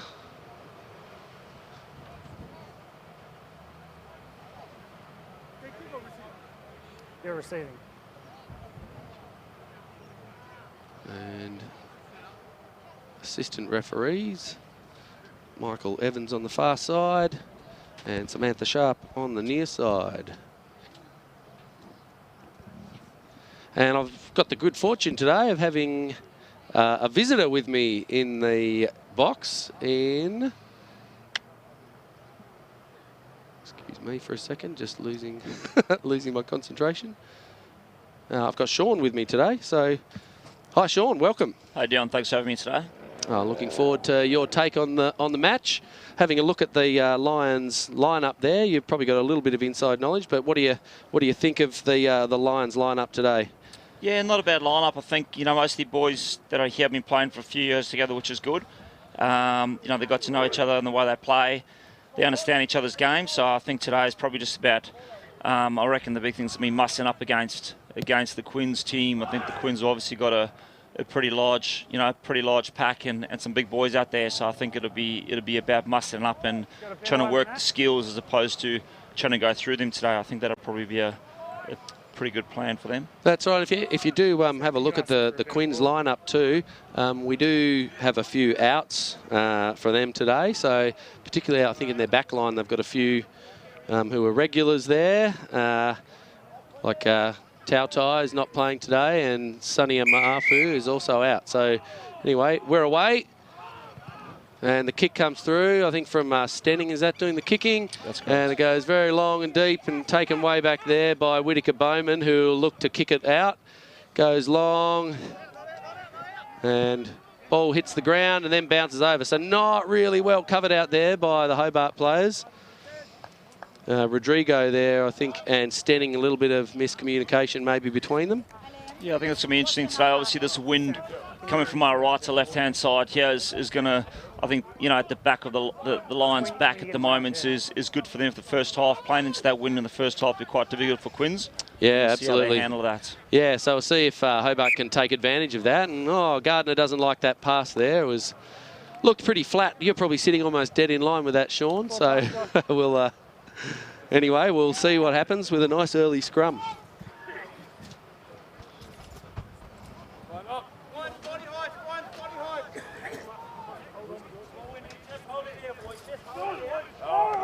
Pressure that half back, collapse. All right. Coach! It's good to get the first scrum out of the way nice and early, so we'll see what we get from these two packs. Set! Yeah, that's right. Last game it happened too. There was a lot of scrums in that first half. I think the wind made the ball handling well, but a great win there to and it's kicked back. Great counter drive, but Hobart have still got it in their end, and they'll win the penalty there for the front row of the Quins pack popping up. So great first scrum there to Hobart. That'll give them a bit of confidence, I think. First scrum is always a tough one, and playing against a big pack, if you can get nice and low and get under them, that's good. So hopefully a bit of confidence here leading up in this early stage of the first half. Yeah, and the kick's a nice one to take Hobart with the line out in their attacking end. Just a little bit over the 10-metre line there, so... Leon Thompson will be thrown into the line out. Playing at prop today, but he'll be doing most of the line out throwing. Yeah, right. So I don't think, I think last time we had Hobart here, Thompson wasn't playing, but the ball comes back and Fisher's got it in his hands. And Hobart go to the first phase there. Hits in the ball in the hands of Allardyce, who hits it up nicely, but well taken in the tackle. Then we find Casbolt. He's always hard to take down and always makes good decisions about the way he plays. That ball comes out a bit loosely, but is pounced on and recovered. So Hobart keep pushing to the right. Fisher again this time, takes it up and drives forward and makes a couple of metres, followed by Casbolt. So great work so far by Hobart. Good ball pressure and maintaining possession. Rodrigo hits it up, but we've got offside play from the Hutchins, the Harlequins back line. And Hobart hang on to possession. So great ball security. Some good continuity here. That'll give him some confidence. And although the defence is holding pretty well, they haven't moved too far up the field. So we'll see what Rodrigo can do now. He pushes it wide. And finds Zane Eade out there. But again, just runs into a brick wall of Harlequins players. See, the continuity's been good. Hobart just need to keep up without rushing here, but Gardner decides that no, we're not going anywhere. Whittaker Bowman doesn't want to get off the player here, and he's having a bit of a push and shove on the ground, but we're all good, and we'll have a penalty over here, going a long way back in time to, I think it was Farley Adeleo who was offside quite a long way back. It's good to see Nick Allardyce back in the game. I know he's been out with a shoulder injury, and he's a pretty big unit, and I think he contributes a lot to this Lions team. So hopefully for them he'll have a good impact. Coming back after a few weeks out. Speaking of Allardyce, he's just having some words here. Blood. So after that, I think he's going to have to come and have a little bit of attention by the look of it. Bleeding nose for Allardyce. No one... Oh, interesting kick there. Stenning goes low. But no one's over there on the sideline. Sure, the Hobart bench not really paying attention here, and Allardyce not calling for support, but there should be a substitution here. I hope. Yeah, referee's waiting, which is good. Brendan Fazza-Lee, a bit of a mouthful that one. Fazakali. Faz. That's easier to most. Faz is also back after a little bit of a break from rugby for the last probably year and a half, and he's slimmed up and he's come back and he's looking good. Yeah, very lean and tall looking guy. So you'll expect to see him in the loose forwards in there, or is he going to go in the second row? Yeah, well, he normally plays in prop, but he's slimmed up a bit and he's quite tall, so I think he'll probably play in second row. Yep. All right, so Hobart here with the go to the maul. No, ball comes to ground with Fisher's hands again, and they go blind again. Good defence. Nice defence on the line there from Quins. They're a little bit offside on this side, close in. Ball comes in, and we can see Mason Colgrave in there. He's a little guy, really, but he plays as flanker, usually blindside flanker, and he's a really menacing little machine. Anyway, Rodrigo not really sure where to go, but doesn't get released there in the tackle, and we'll have another penalty. Release in the tackle. So again, good continuity for Hobart. Quins haven't had much ball. It's been all lines in this first half. They had some ball early, and then after that scrum, it's pretty much been lines. Absolutely. So yeah, 6 minutes in, and I think Quins have had the ball in hands with a kick, and that's it. So great work by the Lions to maintain that possession, and we'll go to a scrum. Yeah, why not after the last one? Good opportunity here again now with their tails up to see what they can do. Interesting to see what they do with the scrum. I mean, obviously the first one they dominated quite well, and we'll see if we use that to their advantage. If they they keep that ball in there and try and go forward and play for that penalty and get on their front foot, or if they send it out wide and use their backs. Yep, absolutely. Be strong, be strong. Coach! Yeah, we can hear the referee's call on the mic there. Doesn't like it. Just re-engaging there, guys. Just need to maintain that gap in the hookers, yeah? Is either side worse than the other, or is it just... No, it's in the middle. Sides are good, it's just the hookers, yeah? Gotta get low. Set be tight. Arrowhead, arrowhead. Arrowhead, be tight. Coach! Bind! Set! Hold line. And the ball comes out to Rodrigo. Zane taking that up, a little bit high in his body shape. Probably needs to get that a bit low, and it's a turnover for Quins. No, it's not. It's a penalty. Tackle is complete. Not releasing. Release, 6. So yeah, we'll just check the replay there on the scrum. Ball came out just through the legs of the halfback there. He's thrown a wobbly pass and not easy for Rodrigo. We might cut back. They've gone with a quick tap here, Hobart, and then knocked it on. Got to be quick in the commentary box to keep up with them today. Looks like Casbolt's is down, holding his left knee, which is not great. No, not good news for Hobart. He was down a few plays ago. He stayed down for a little bit and got back up, obviously, for that scrum. But yeah, at the moment he's struggling. So we'll just.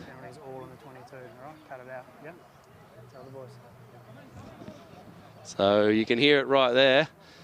Hallequins getting the word there from Gardner. Got to tidy up their defence here. There's too many penalties already. And at this point early on in the game, if Harlequins don't set their discipline right, they could be on the receiving end of some yellow cards as they go through the game. So got to tighten up their defence there, and they've done all right.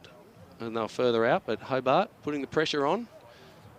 Just a bit of a timeout here for an injury. Hopefully Casbolt will be all right. Protocol when the grass tackles someone. Surely we get the ball back. Interesting conversations. I like the referee, Mike. Yeah, it's great having the referee, Mike. It gives us a real good insight into the game.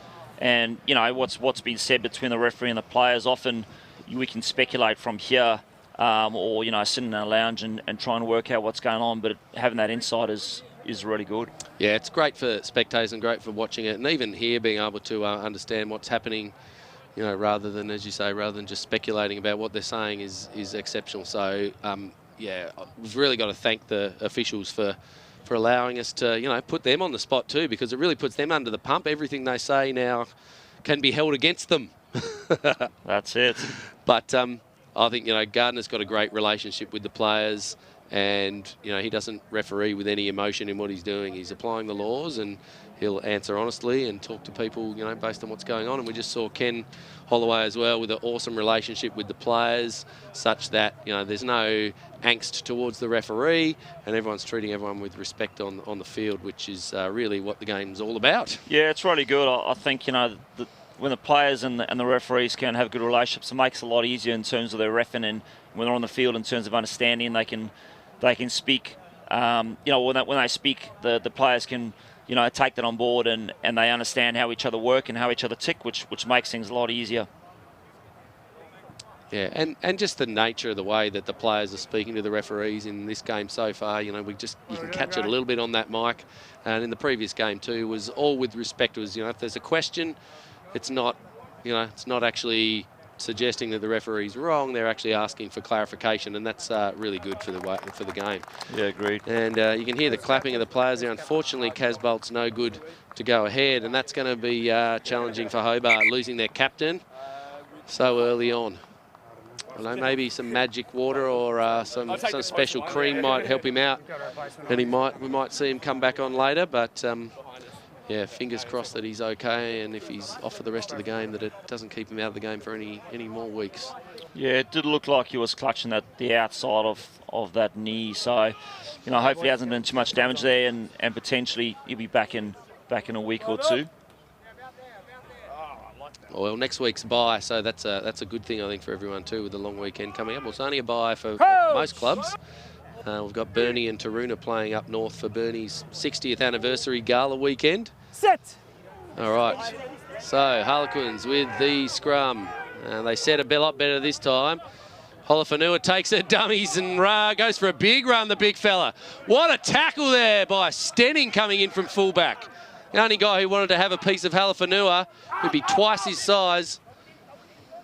And the ball comes around here, and we find it in the hands of Outman. So Quinn's finally with the ball in their hands and making some metres with some phase play. Ball comes back to Whittaker-Bowman with the long kick, and there's no one deep and home, but Stenning's a good chase, but there's a great chase too out here from Ransley. Puts the pressure on, Stenning's around. Whittaker-Bowman grabs him as a roll. Unfortunately, Stenning does a great job to get to ground, but his leg bounces out over the sideline. And Quinn's with some good pressure there, particularly from Ransley and Whittaker-Bowman on the kick chase.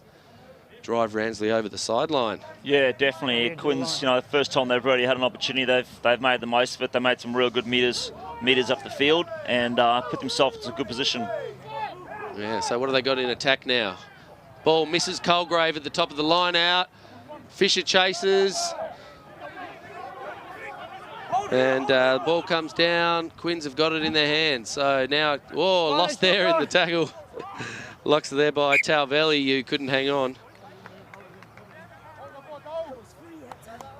Looks like he might have just pushed that pass out a little bit early. Maybe needs a bit more continuity on that ball, and I think they've got some good go forward rather than trying to push those passes. Hang on to that, and that'll might give them a bit more, a bit more leverage on the defensive line. Yeah, that's right. Well, and we'll see how they go here. Like, it's interesting, a bit of shuffling around due to a couple of players being out. So, Sonny Amahafu Jr. is not playing today, and Tautai Havea's out. So there's a bit of shuffling around. And both of those players are pretty dominant players in that team, which would be a big loss. So Hobart go blind through the hands of Elliott. It's fine, turnover's good. But stolen at the bottom of the ruck there by Quins, and they'll go left. So big run on the forward pass, I think, out there. But no, it's allowed to play on. And the ball's chipped through. I'm aware of it, all right? So excited. Can hear Michael Frost there, letting Gardner know what happened. All right, scrum. Right ball. Just check it here. So a big run, I think, from I'm not sure who that player is who had that ball to start with. The kick through came off the Hobart player. Went out, so that's why we're seeing this scrum on the 5-metre line. Really good attacking position here for Quins. Obviously, only 5 metres out from the line. I think you got Whitaker Bowman here, who's a pretty class player. So I'm sure he'll make some good decisions out here, and we'll see what they've got in their first attacking scrum. Yeah, and Fahoko in the middle here. We've got here he comes, Fahoko with the ball. Great wraparound here. Leatua, fresh from his game in the reserves, is the first man to put the ball over the line. So way too easy to get around the outside there, but a really good move there by the Harlequins backs to create that big overlap. Just watch that on the replay as they come around. So yeah, just Holofanua takes that ball in front of Farley so many times. Nice little wraparound move there and put the ball on the outside. The one-on-one defence has got to be made, that one-on-one tackle. But even then, they had that extra man on the outside. They ran that pretty well. That's right. It made it really hard for Nick Stenning there in defence. He had he had one on the outside and one on the inside he had to cover, and he just tried to get up really quickly there on Leatua. But, to no avail in the end. And he's a slippery character too, Faye.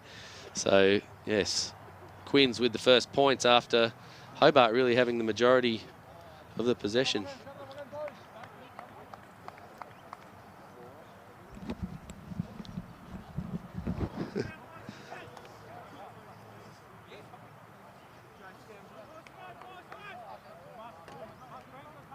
There's an advantage against you, sorry, off that scrum, yeah. Number 10 drifting off the line, yeah.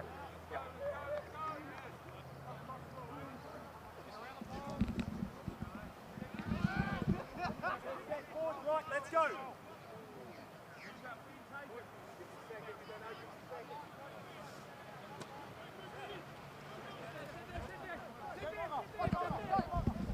All right, so here we go, return kickoff. Just having a bit of a technical discussion here with Sean. So we're back. We're back. Standing with the kickoff. And down there finds Adeleo. It's gone behind him and then bounced forward. So we'll see the play on there. Bit lucky and well done by Leatua to get out of the way of that ball and not let it touch him to be in an offside position. Big wide pass out here. Finds Holofanua hanging around, having not moved after the kickoff, with the ball in one hand. And dishes it off there to Fahoko, who's found some space and he's away. I don't think they're going to catch him. That's disappointing for Hobart in that situation. Great run up the middle there from Harlequins captain, Kolo Holofanua.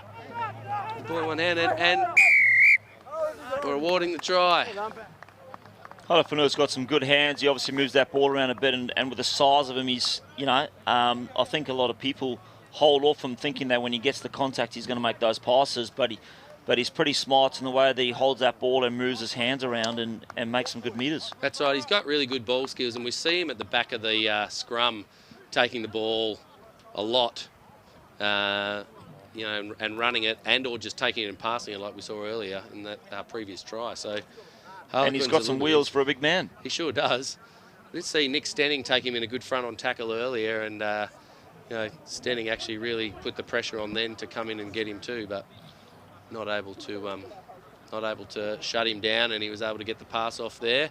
Fine for Hoko on his outside, and he just slipped around.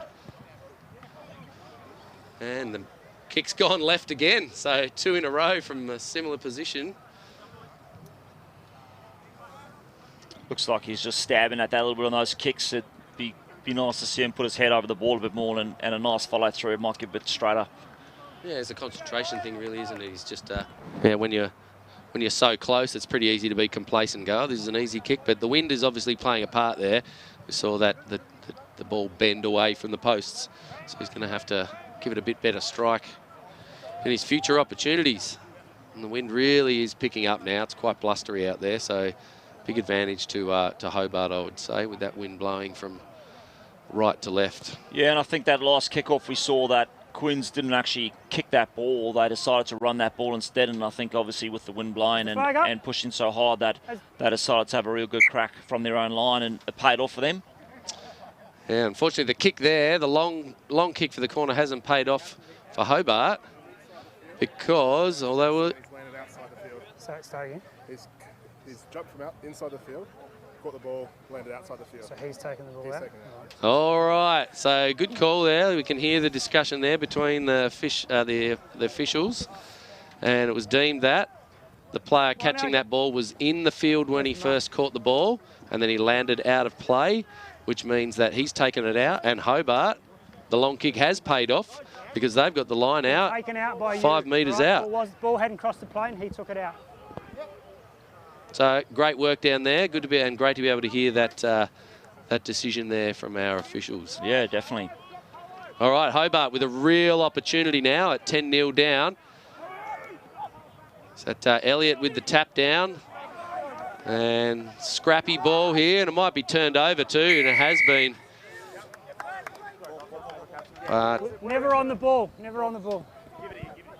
Second grab. And that's one of the things that the referees are really cracking down on. I think, you know, you heard Craig Gardner say they're never on the ball, and getting away from actually holding that player and making the players actually go for the ball is one of the guidelines that they're looking at this year in particular. And again, the maul's been called there, so that's going to not come out, I would say, and Quins will end up with the scrum. Fortunate to get away with that there. Holofanua had his hand around the neck of the player. There's no force in the contact originally, but you can see actually as he went in, grabbed that player a little bit high. Just look at Holofanua. It was also in a big offside position, and he's got Brendan Elliott around the head. So lucky there for Harlequins to get away with that. Offside and high tackle, I'd say. Let's see how Hobart can put the pressure on again in this situation. Interesting defensive setup here from Hobart.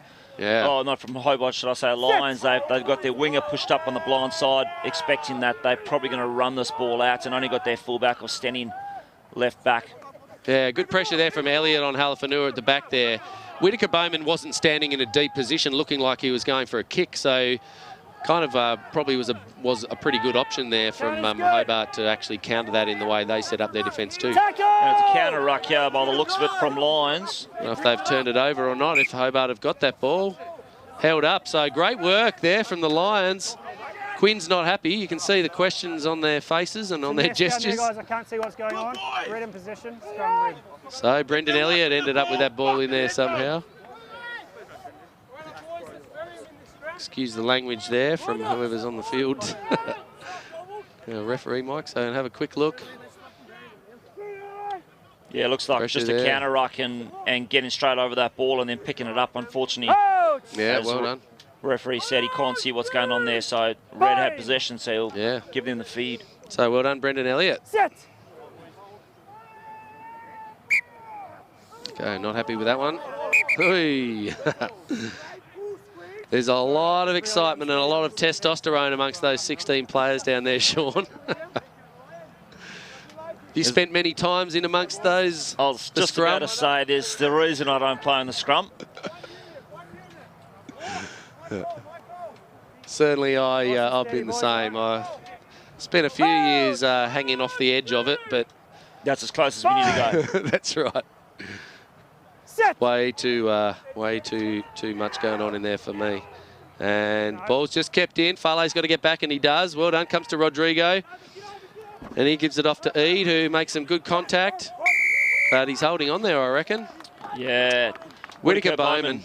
He's amazing over the ball. You look at the size of that guy's thighs. He's got no calves on him, but his thighs to his shoulders, he's all muscle. Pretty hard to get him off. And again, he's also, you know, he's got a low centre of gravity and he's pretty quick around the edges. So, you know, the Lions are probably going to have to watch out for that today with him. You know, anything that's cut down early, he'll be over that ball. Absolutely. You just look at how quickly he is on this. It was a really actually solid tackle on the inside. That was, yeah, great tackle in there, I think, that really gave him the pressure to be able to just step back and get over that ball. Okay. The other thing that comes with that is, you know, you got Foley and Whittaker Bowman, both very experienced players out there, so they read the game very well, which obviously helps them in terms of making their decisions and you know, get on that ball pretty early. Yeah, that's right. Their most common strategy is to hit it up and throw a wide cutout pass, which you know, catches your outside backs napping. But yeah, the big guys are making some metres here for Quins. And they go again around that side in with Outman making a few metres on the fringe. They might have, and they go close in again. Oh, great run up there. And the ball comes back. This time Farley goes wide, finds Whittaker Bowman, but the pass isn't great, but the long kick's in. Stenning lets it hit the ground. Now he's in trouble. Oh, and a great work over there from, is that for Hoko? No, I'm not sure who that was. But the ball comes to Whittaker Bowman.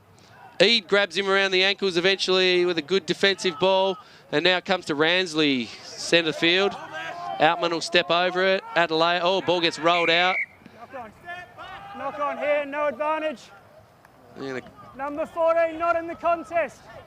So unfortunately there, but that was just in that kick there that. It's a tough one, that swirling. Well, I mean, the wind's not really swirling, but with the wind blowing from that right-hand side and you running towards the ball, it's a bit hard to judge. I think eventually he just pulled out, but there's an old saying in rugby, you never let a ball bounce. That's right. You can see why. Yeah, it was actually, it wasn't number 14, it was number 15, Nick Stenning there. He just sort of got himself in the wrong place, and yeah, the player, Polo Pua, who jumped for that ball, ended up just sort of landing on Stenning. So yeah, unfortunate. No intent in that, but that's the laws. Outman with a shocker of a pass back there, and ball comes forward off the boots of Elliott, but Ransley with a great little spin around there. Now the ball in the hands of Pua, who's missed.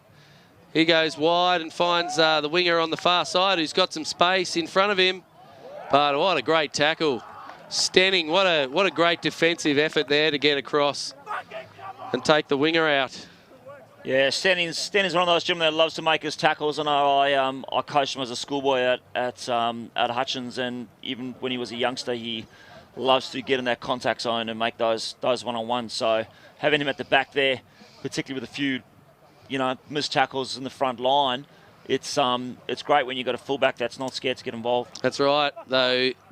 The bigger picture is it's disappointing that he has to. So Hobart will be wanting to make those first up tackles a little bit better to save Stenning from these tackles. Most definitely. Yeah. Ladlow, it was really his first opportunity out there with the ball in his hands too to have a bit of a run on the wing, and he's a fairly solid fella. Yeah, he looks like he's got some good size about him. He's got some good speed. You know, maybe decided you would take Stenning on, and you know, it would have been nice to see him probably step off that left and cut back in, but we'll see how he goes as he develops. I think Quins likes to play that wide game, so I've got no doubt he's going to get more ball today. Yeah, and I reckon too, like, Nick Stanning's not a big player. He's pretty lean, and I think a guy like, you know, Ladlow might have fancied himself in that situation. Think, oh, this guy's not very big, and it's easy to underestimate. So, yeah, I certainly wouldn't be underestimating Nick Stanning. He's proven himself already when he took Halafanua down right at the start with a front-on tackle. That yeah, you don't want to give him a sniff in defence. Adeleo takes the ball and flings it right. That's an awful ball and knocked on. And Elliott with the hack off the ground again. Who's got the quickest chase here? Oh, Leatua can't take it, and then it's knocked on. So, unfortunately, off the boot there, I think, of Leatua. And in the end, knocked on by the Hobart player just on the ground. So, scrappy from Quins there, coming off that scrum. It was pretty ordinary, really. I don't know where that went wrong for them. You come back, the ball sort of just popped out, and a little bit loose from Farley in that delivery. Didn't quite hit his man. And under a bit of pressure on that far side from John O'Elliott. So, yeah, just chucked that pass without really thinking about it. And it's resulted in, in this scrap up in the middle of the field, but Quins with the ball back. But I think that's Whittaker Bowman. No, who's that down on the ground? It's not Whittaker Bowman. Oh, it's Leatua. Yeah. So Leatua had, he played about probably 50, 60 minutes of the game earlier today, and then was taken off because they had a late withdrawal. So, Sione Varka was unable to play today, and Faye had to step in. So, poor bloke's got to play a game and 3 quarters, but he's back up on his feet, and he's a good player. He's certainly been a handful for his opposition teams when playing in the... I've got no doubt we'll see a lot of him as the game goes on, particularly playing nice and wide, and as Quinn starts to open their game a bit more, I think he's going to be getting a fair bit of ball. Yep, and a bit of a switch around in the position here at Quins. So Halafanua again takes the ball, fires it into the hands out there of Ladlow, who can't take it. It goes barreling over the sideline. So it was a pity that ball went up above the shoulder. You know, if I think that ball was out in front, that would have been a real good opportunity on that left-hand side to have a one-on-one opportunity with the winger on that side, which is Benny McTaggart.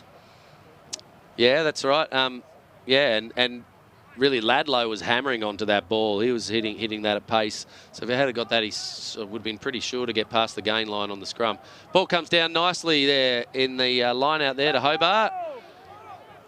Tackle's been made and has to release. A bit slow there is the big fella. I think that's Michael Whitten for Quins.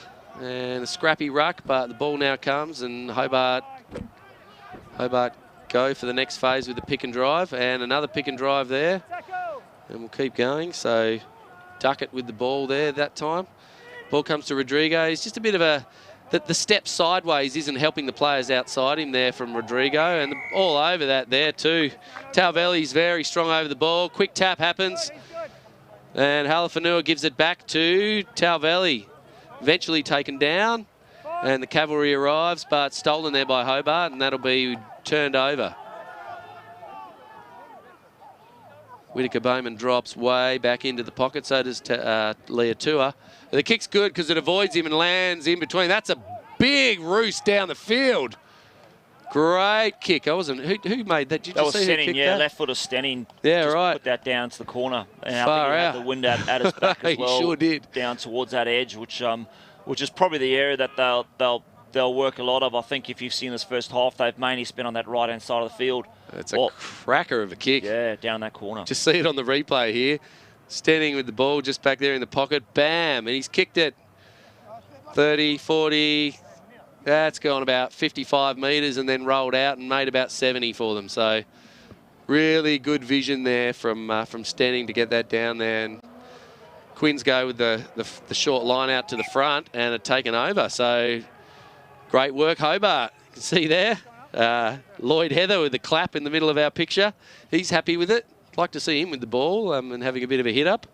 Yeah, Lloyd he's a new youngster to rugby. He started up last year and just came down to a few trainings when I was coaching down at Lions last year, and he introduced himself and and just did basically a year of learning. And then this year he's decided that he's going to put the boots on and have a crack. So he's been put out in the centres. He's a big young man who can run hard. He's just got to get a bit more confidence, I think, in his game. Yeah, and that's it. You'll only get that from playing. So a good win there. Ball comes to Rodrigo. Who's he going to use this time? Okay, hits it into the hands of his similar namesake, Rodrigo Zamino, and then comes back. So good work this time. Rodrigo gives the ball off, and a great run there by Duckett, hitting it up. He's still got it too, and he's over. Wow, how did he slip through there? That's an exceptional piece of play there. Is it Lewis or Louis? Louis Duckett. Louis Duckett. Yeah. We'll go back and have another look here. How did he get through? Yeah, interesting. I think I'm not sure if they thought he was going to pass that ball or they just didn't realise, that he was moving out of speed. But he got a bit of go forward and it seemed to have picked the gap there. Halafanua just didn't go low enough on him. Yeah, he went for the rip, and I think once he missed that rip, then he kept those legs pumping. Really well done. And just the big reach there in slow-mo on the replay. Great work. So, on the scoreboard at last, Hobart with some good pressure. And again, it's just that continuity. They've done a really good job of retaining possession, not throwing it away, not doing anything silly. Rodrigo looks a little bit in two minds. He's not quite getting his players on the front foot, but Duckett there found something out of nothing. Yeah, I think Rodrigo probably also needs a bit more structure outside of him at the moment. I think the lines are not as well structured as they would like to be, and with a bit more structure outside of him, it gives him a few more options. Yeah, I'd like to see Rodrigo just taking the ball, moving a bit more forward, even if he's just taking 2 steps forward rather than taking it flat-footed and then stepping sideways before he passes. I think that would give you a bit more direction to what he's doing. You see Duckett was trying to direct him when he came around on that try too and saying, go forward, go forward. Yep. But he didn't. He gave the pass off, and fortunately Duckett decided to put his head down and made a great try. So I think the conversion was good there too. I heard the whistle. So we're now looking at a close game here, 10-7. Kick comes down now and gathered at the back there by, is that... Dave Hutchinson. Oh, Hutchison. Yeah. And Hutchinson normally plays at breakaway, and I think he wanted a bit more space out there, and he's a good little runner of the ball, and he's got some good strength in him, so it'd be good to see him out on the wing. Yeah, it'd be interesting to see. He's probably got a little bit of size advantage over Ransley on this side. We'll see what happens. And here comes the try scorer, Louis Duckett with the ball. Gets it back, and Elliott pushes it right with a looping, awful pass, but somehow manages to end up being held out there by Zane Eade, and he hits it in, and it's been stolen, I think, in the end there by Quins. He's won the ball. So a bit of argument out there from the players, but over the top there, that pass looked pretty forward. Well taken on the outside there by Ladlow. So Quins now in attack. Good hit by Brendan Elliott coming up there with the support, I think, of his halfback brother there, Jono. Those two, I'm sure, have made plenty of tackles together in their time playing. They previously spent some time playing at the Eastern Suburbs Club. And here comes Whittaker Bowman with a nice little step through, eventually taken down there by that man whose name's coming up, Duckett. He's really putting in and keeping his team on the field. Gets up slowly, though. Big run there from Whitten. And look, the try line opens up there for Ian Carter, who's just got a paddock in front of him and runs 3 metres to fall over. Yeah, just straighten off that left edge. I think running those straight lines, as you said earlier, Rodrigo was coming across the field, and Duckett ran a nice straightening line off him. I think the same with Quins. If they can run those straight lines, that'll work well for them. Yeah, you were saying no ruck, and I was, so just clarifying. Looks like we've got Sunya Mafu on the sideline here, looking to get on the field. Just go back to the try here. So ball came around. It was a good hit up there by Michael Whitten. And then it comes to ground. Farlow goes left. And all too easy over that side for the big man, Ian Carter. So Whittaker Bowman with the kick this time from the other side of the field. He's kicking probably straight into the wind, I reckon, in this direction. Gives it a bit better strike, and he goes left again. So 3 out of 3 he's missed to the left. And yeah, you're right, Sean. Yeah, Sunia Mafu's sitting here on the sideline looking for a sub, and it's Cameron Ransley who's coming off. So I think Quins have decided to bring on the big guns. Oh, Mafu was injured and was originally not named to play here today. So I mentioned before that Sione Varka was a late out, and he was the replacement. Pretty good sub to have on your bench, Sean. Definitely. You know, he's a big unit. He's got some wheels. He's got some good hands. And one of the other things he does well is he communicates really well. You know, I think he's been around for a few years, and the boys all know each other pretty well. Yeah, that's right. He'll, I suspect, probably move if he... Oh, is he going to stay out on the wing? I would expect him to end up probably pushing into inside centre, and they'll push for Hoko outside him, and Pua will probably come out to the wing. But you never know. If he's not 100% fit, he might just like to hang out on the wing. Not a bad place to be at the moment. Well, it might give Hutchinson, who you're talking about recently, a bit of action and a bit of an opportunity to see what he's got. But unfortunately here, the kick was not good. Yeah, he overcooked it a bit. You know, I think he's kicking with that wind straight behind him, or straight across that field, and probably just carried a bit too long.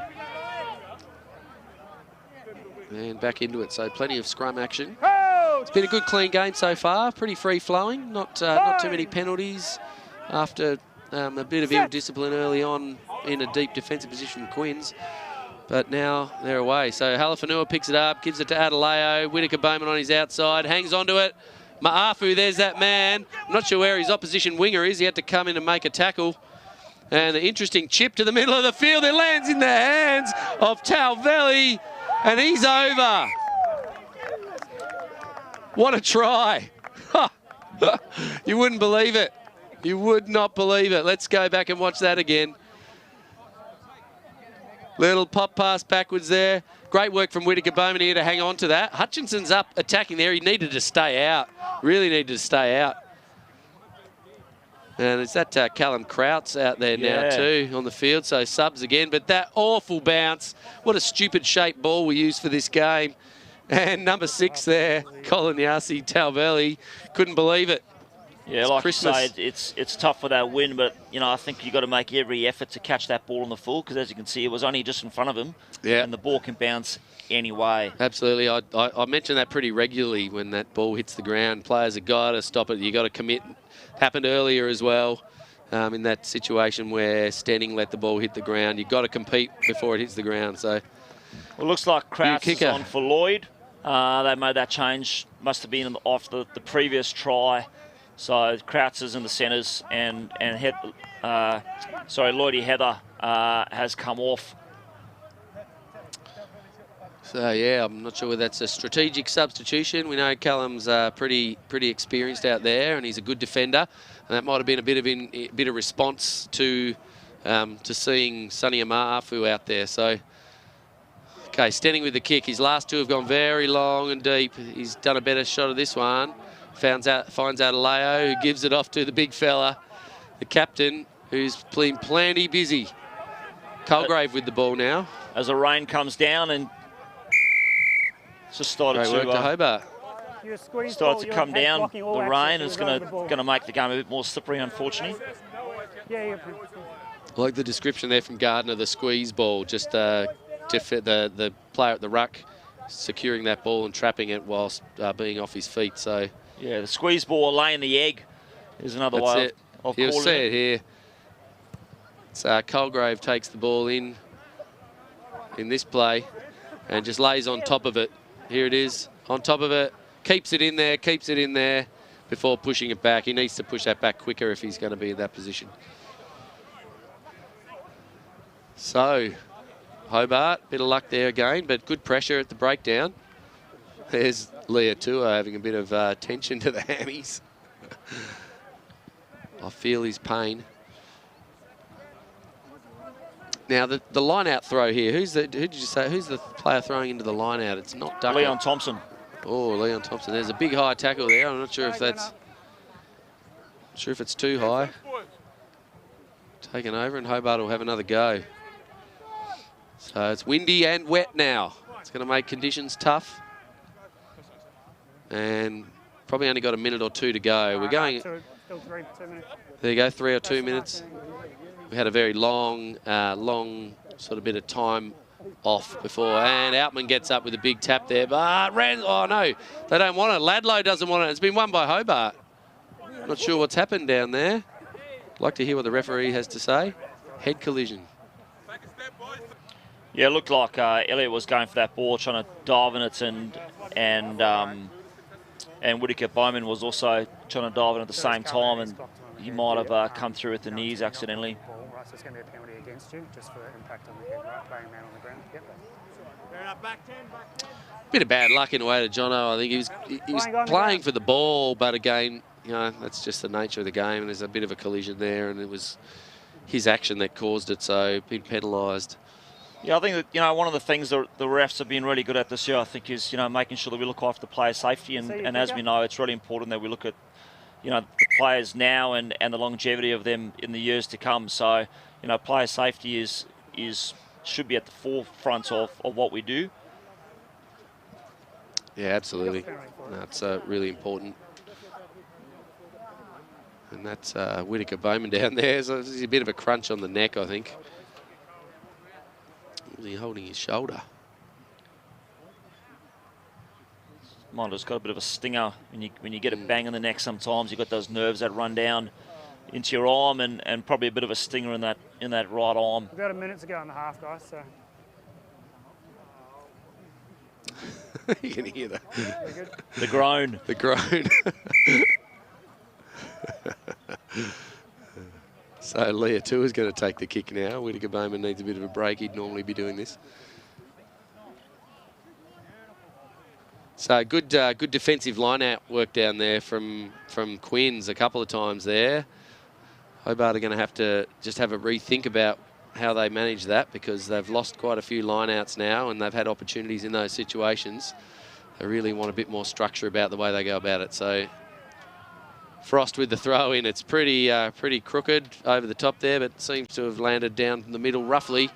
This time these guys have got to take it. So Stenning gets under it and has a bit of a run.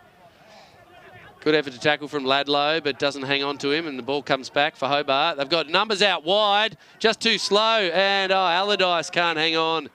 Probably call that just about time there, and there it is. So a bit of a mixed first half there. Hobart with all the possession and all the pressure early on, and were unable to score, and then as Quinn's sort of inclined to do, they came back and put the pressure on and scored. Well, they've scored 4 tries now to Hobart's 1. So yeah, what's your take, Sean? Yeah, I think obviously with the wind at the back of the Lions, I think it's given them the opportunity to really camp down in the Quins half, and you know, personally, I think it's going to be interesting to see what happens in the second half, trying to run up, you know, run into that wind in the second half and not being able to use the kick as much.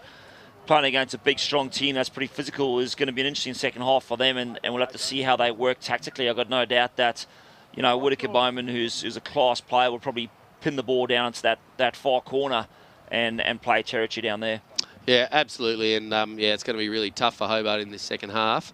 You know, they've got to play to the conditions when they come back out, and as you can see, all of the players and spectators are also playing to the conditions and heading out of the rain and out of the wind for the next, you know, 5 to 10 minutes while we have our half time, and we'll go to a break as well for that time, and we'll see you shortly.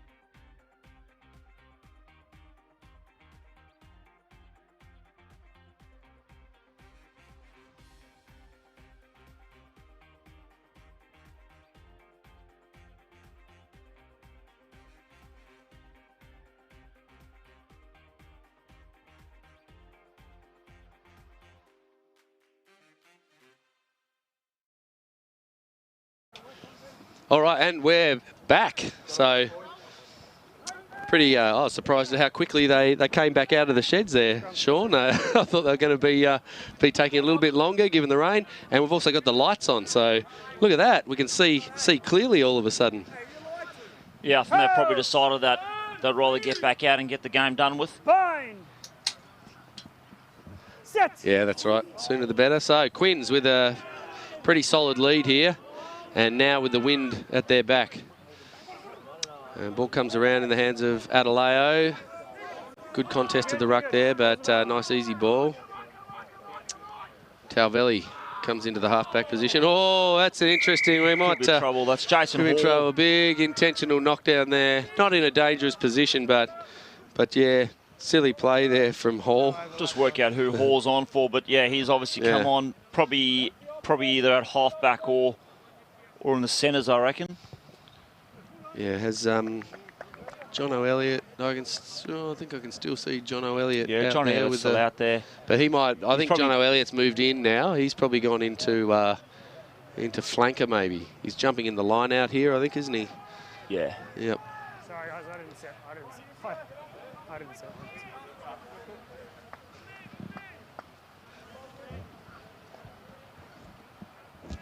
All right. I have a feeling that Jacob Fisher might have come off, and John Elliott might have moved into breakaway. Yep. And that puts Jace. So ball one there by Hobart. Nice one in the line out. Fisher's there. I can see him. He's just coming into that ruck. I met Jacob recently in the middle of the night when there was a car accident where a drunk driver had run into a guardrail. I'd never met him before, and it turns out he lives 3 doors along from me. And I didn't realise he was a rugby player, and I saw him on the weekend, arrived in a van. I said, oh, hey, Jacob, what are you up to? And he goes, oh, I've just come back from driving a rugby team up north. I said, oh, really? And there we go. So Small world. Small world, yeah. Just recently moved near us. Anyway, back in the hands of Quins. Attempted quick short throw there to Outman, but can't take it. Gets knocked on, and Hobart will have a chance to put a bit of an exit on. Ball goes wide to the centre. Camera catches up, and we've got a penalty. High tackle out in the middle there.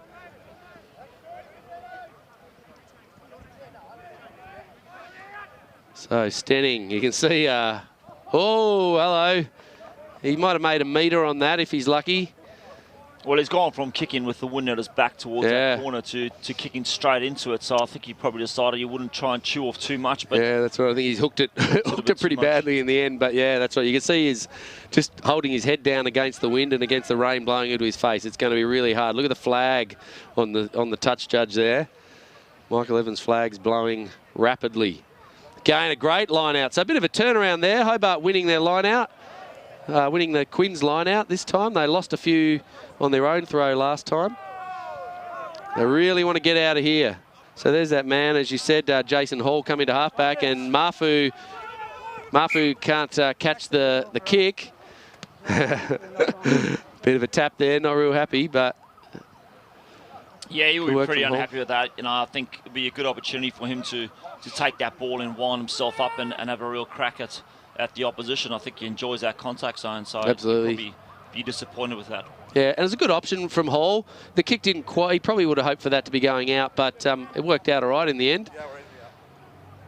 They'll have a chance to clear it again from here. It's one of these awkward positions, though, here with the scrum, you know, a few metres outside the 22. Will the ball go to Rodrigo? No, it's going to go deep to Stenning, who's just to the left of our screen. But a great scrum from Quins, and loops around there, and we're going to lose that one, Hobart. And the quick tap from Farley. He's got Maafu outside him. Well tackled there. Hall's come on and had an immediate impact. Getting busy. Ball goes wide, though. Pua kicks for nobody. Had a penalty coming. Yeah. I think he thought, oh, we got a penalty advantage. I better kick. But nobody there. 3 metres that way. So, yeah, the high tackle must have been the second man coming across here. Oh, I need to... We'll have a scrum in the middle, but You can see here the dominance of the Quinn scrum on that last one. Yeah. Mason Colgrave in at number 8 there. Didn't really add much to that at all. Definitely a contrast from the first half. The Lions were, we're looking dominance in the first half. The Quins have come out in the second half and turned it around. Yeah, and the quick tap here, it was just a little bit of a high tackle from Callum Crouch.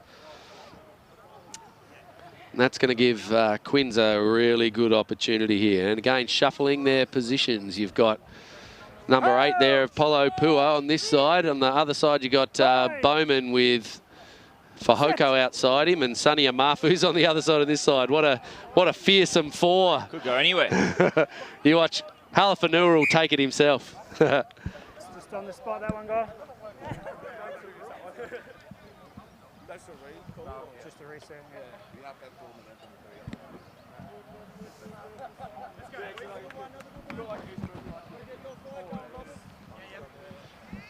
So Quins with another opportunity to reset that scrum.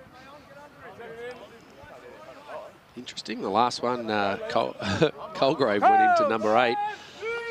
Halafanua back there now. Halafanua back there could mean he's going to pick up and go around the corner. He often does. He doesn't. I think he and Farley kind of have a bit of a fight over who's going to get it, but they turn it around and we'll go again. Just turning the corner. Yeah, Lions scrum under pressure there. You heard quick Craig tap on the same going around the corner. And Pua goes all too easy there. Ben McTaggart really didn't want to put his feet in and make a tackle on Pua there. He just needed to commit a bit more. Yeah, so just getting back to that scrum, I think the Lions been under pressure, not really many options other than to pull that round the corner when they've got a dominant scrum against them, which makes it difficult. Yeah, that's right. It's tough, and it's a big weight pushing through. They actually pushed on the front foot a little bit there to start with, I think, Hobart, but yeah, just that far side pushing around. And you watch the quick ball here. Comes to Pua.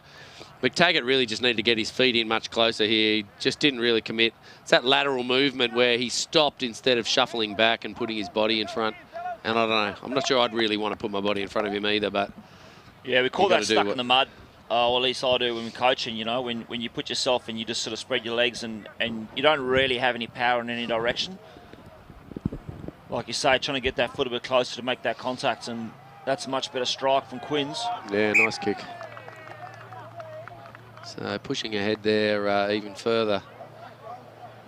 Yeah, that's right, and that comes down to, again, just that thought process, in that situation there. McTaggart, you could see he was doing the right thing. He did have the lateral movement, but his steps were too big, which put him in that position with his legs too far apart, and he wasn't able to change direction quickly enough. So small steps. That's plenty of ladder work for him during the week. Definitely.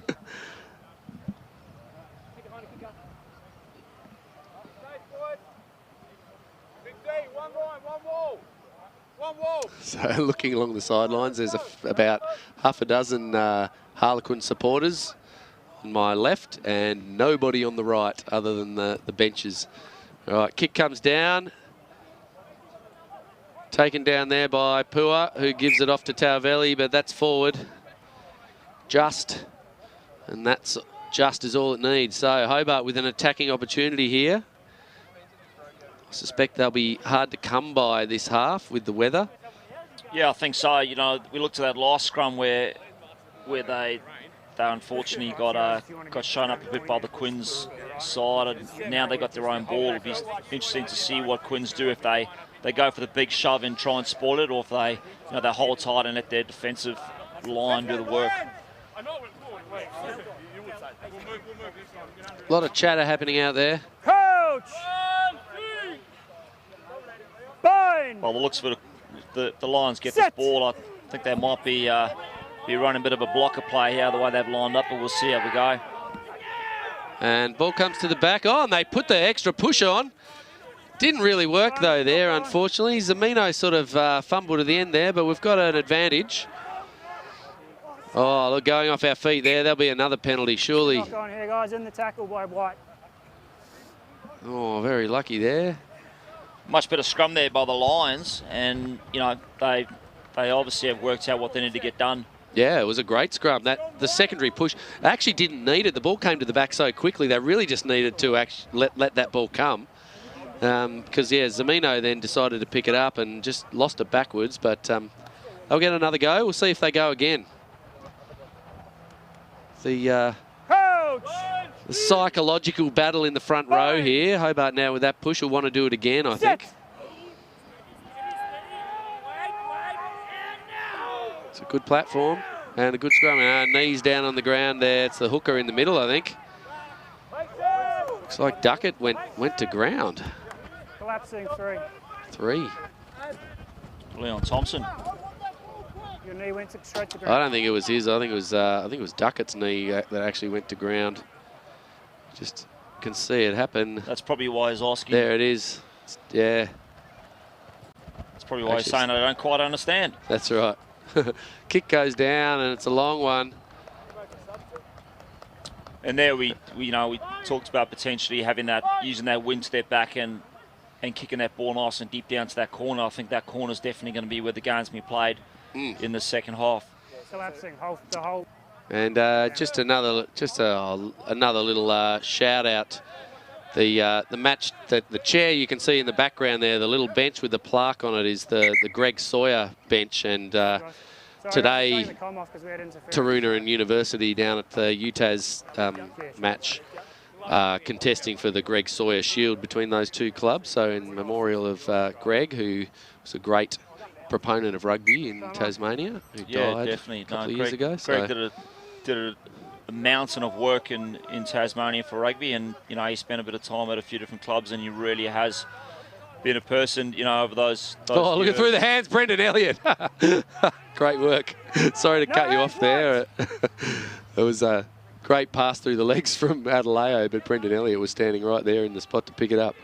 No, that's right. And I was just saying, Greg, did a mountain of work around Tasmania with rugby, and I think it's a great memorial and a great way. People can sit there and watch their rugby and enjoy themselves and think about Greg as well at the same time. Absolutely.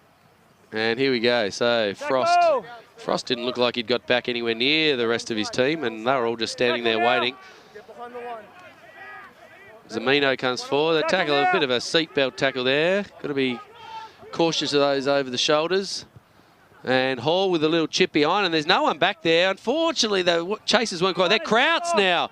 Can he get this ball back? He does, and finds, is that Hutchinson, I think, with the ball now. Good strong run there. Manages to hold it up, and they'll recycle and come back. So Hall's had a good impact. That was a great kick.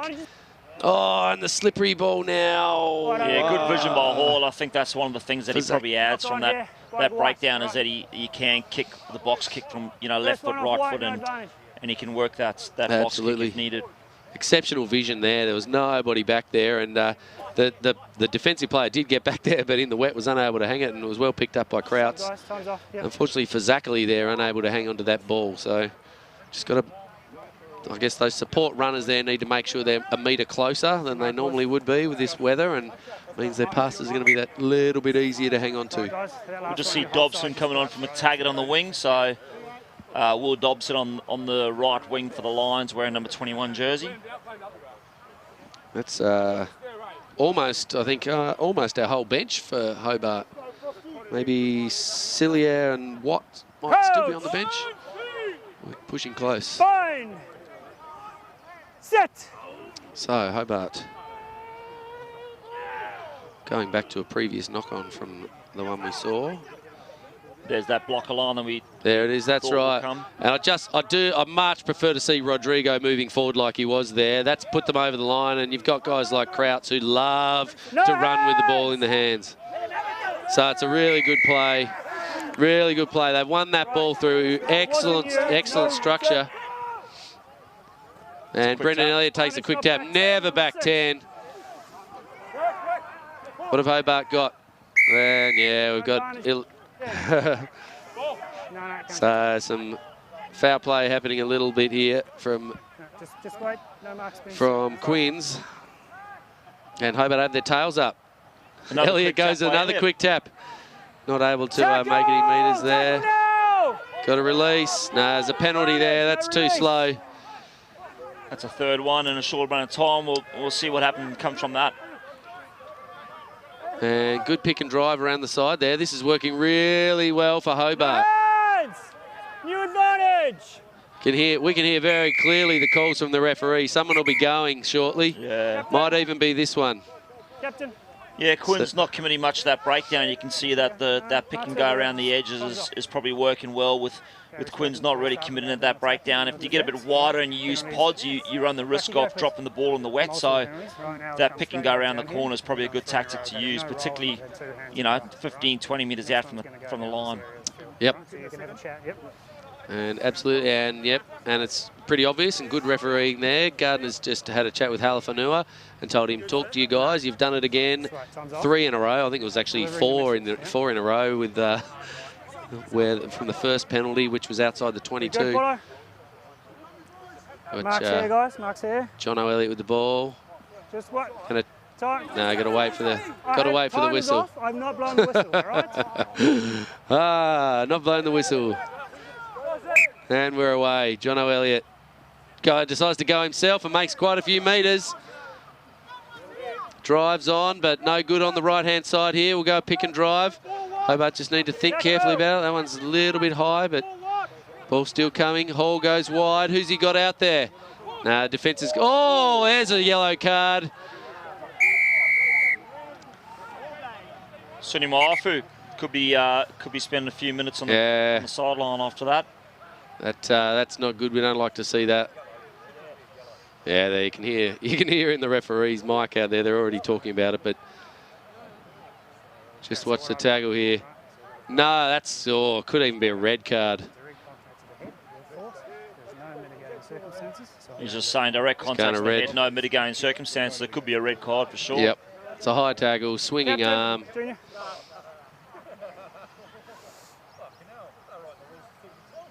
All right, so we have a arm that's gone straight, made direct contact to the head. All right, it was reckless, it was with force, and there were no mitigating circumstances, so it's a red card. All right. Can't look confused about that. That's spot on refereeing right there. Red. Spot on. And we've talked about safety is number one. You just can't. That's just a lazy tackle with no intention other than trying to harm somebody. So good to see. See it again there on the replay. It's just, senseless, lazy rugby. Yeah, really important we get our behaviours right, and we obviously looking to play a contact sport. We've got to make sure that just drop our body a little bit and get our body shape a bit lower to make those tackles. Yep. And Hobart here now close to the line, and this time, unfortunately, Zamino, who's had to pick up that ball that popped out on the side there, has been just found himself in a bad position. So holding on there, yeah. So a shame there for Hobart. It was a really good pressure, but the defence from Quins was up to it, and we'll now see the ball returned. A bit of a sub happening here as well in the background for Hobart. Ned Watt coming on, and by the looks of it, it is Rodrigo Zamino. Zamino coming off.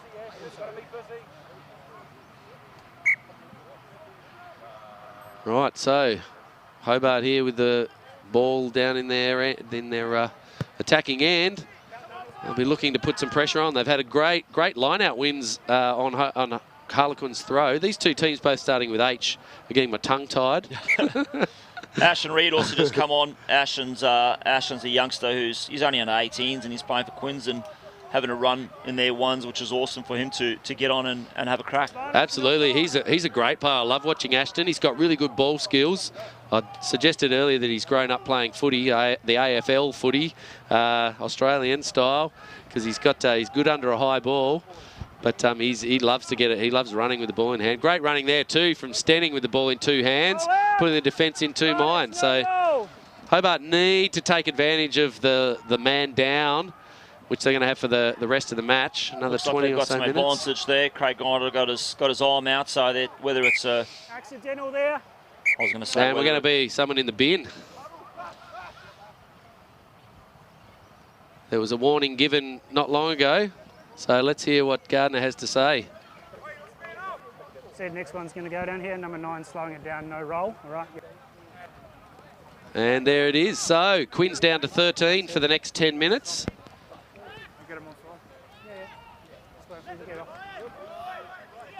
That's Munir Suleiman, who's only been on for a little while, and now he's off. So there goes their halfback.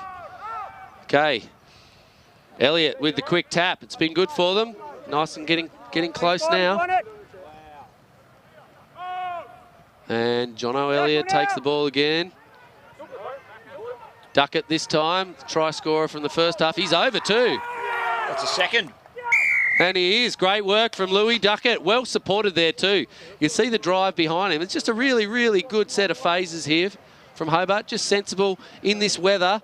You don't want to be throwing long passes. Yeah, keeping it nice and tight. It's important, particularly, like you say, into the wind with the rain as well. You know, Louis Duckett's had a good game today. You've seen him in the first half. He's played really well. He's been physical out there. Good to see him get a second try. Who's the drive on there from number 18? Ned Watt, who's just come on. You see, I just want to replay that again. He got right up his backside. Just watch on this next phase here. Duckett picks the ball up. Watt's behind him. He gets right under his backside. Here it is right here. Lifts him, holds him up. Beautiful, great supporting play there. So those secondary things often go unnoticed or, you know, no one gets a mention, but really good work there. And that's a good, you know, good thing for our youngsters that are watching the game to see that, you know, you don't want to let a man go on their own. You've got to make sure that you're there and support and help them out and be that secondary person.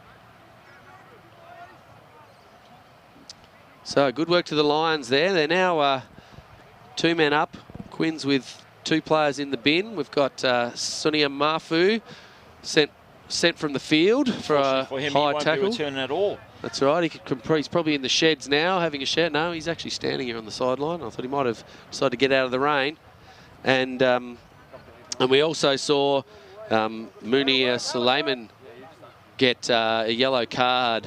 Unfortunately, he was the player in the repeated infringements in the defensive end there. So Quins now, for about another 8 minutes, are down to 13. They're just as likely to score off the kickoff. So Hobart just don't need to get complacent here. Here's that man who we heard about, Ned Watt, running sideways. Needed to straighten up a little bit there. Nearly ran into the back of Louis Duckett. So Still good strategy. Pick and go again, trying to make sure they keep that border nice and tight. We'll see what Hall does here. He's just organising his troops. Yeah, can they pick and drive another 70 metres and score? They're certainly looking like they could if they continue. It's really good, smart work here too. The pick and drive coming back in behind the ruck where the defenders aren't really standing to cover is working well. They've got to get on there quicker than that though. First over it. Yeah, ball stolen there. This guy, Talvelli, has had a blinder today. No. He's got that squeeze ball again. Yeah, lucky to get away with it. So the kick. Stenning's got to get under it. He does, which is coming back for the penalty. Here. Rocket form, hands. So yeah, it's a good tactic using that pick and go, but like you say, you know, you got to close that gate. You got to make sure that you with your player. You saw how when you get with your player and you make sure that you help them out, you can ensure that you get some good go forward and they even got a try from it. But when you leave that gap between your players, it really opens up and you can get that ball turned over. Yeah, absolutely.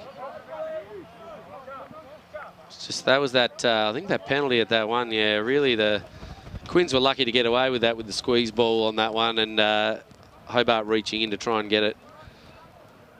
So they'll end up with a line out from that penalty. About 15 metres out. It's our first game of rugby, I think, in the rain this year. We've been pretty lucky with our weather for rugby games so far this year. It's been really good. Touch wood.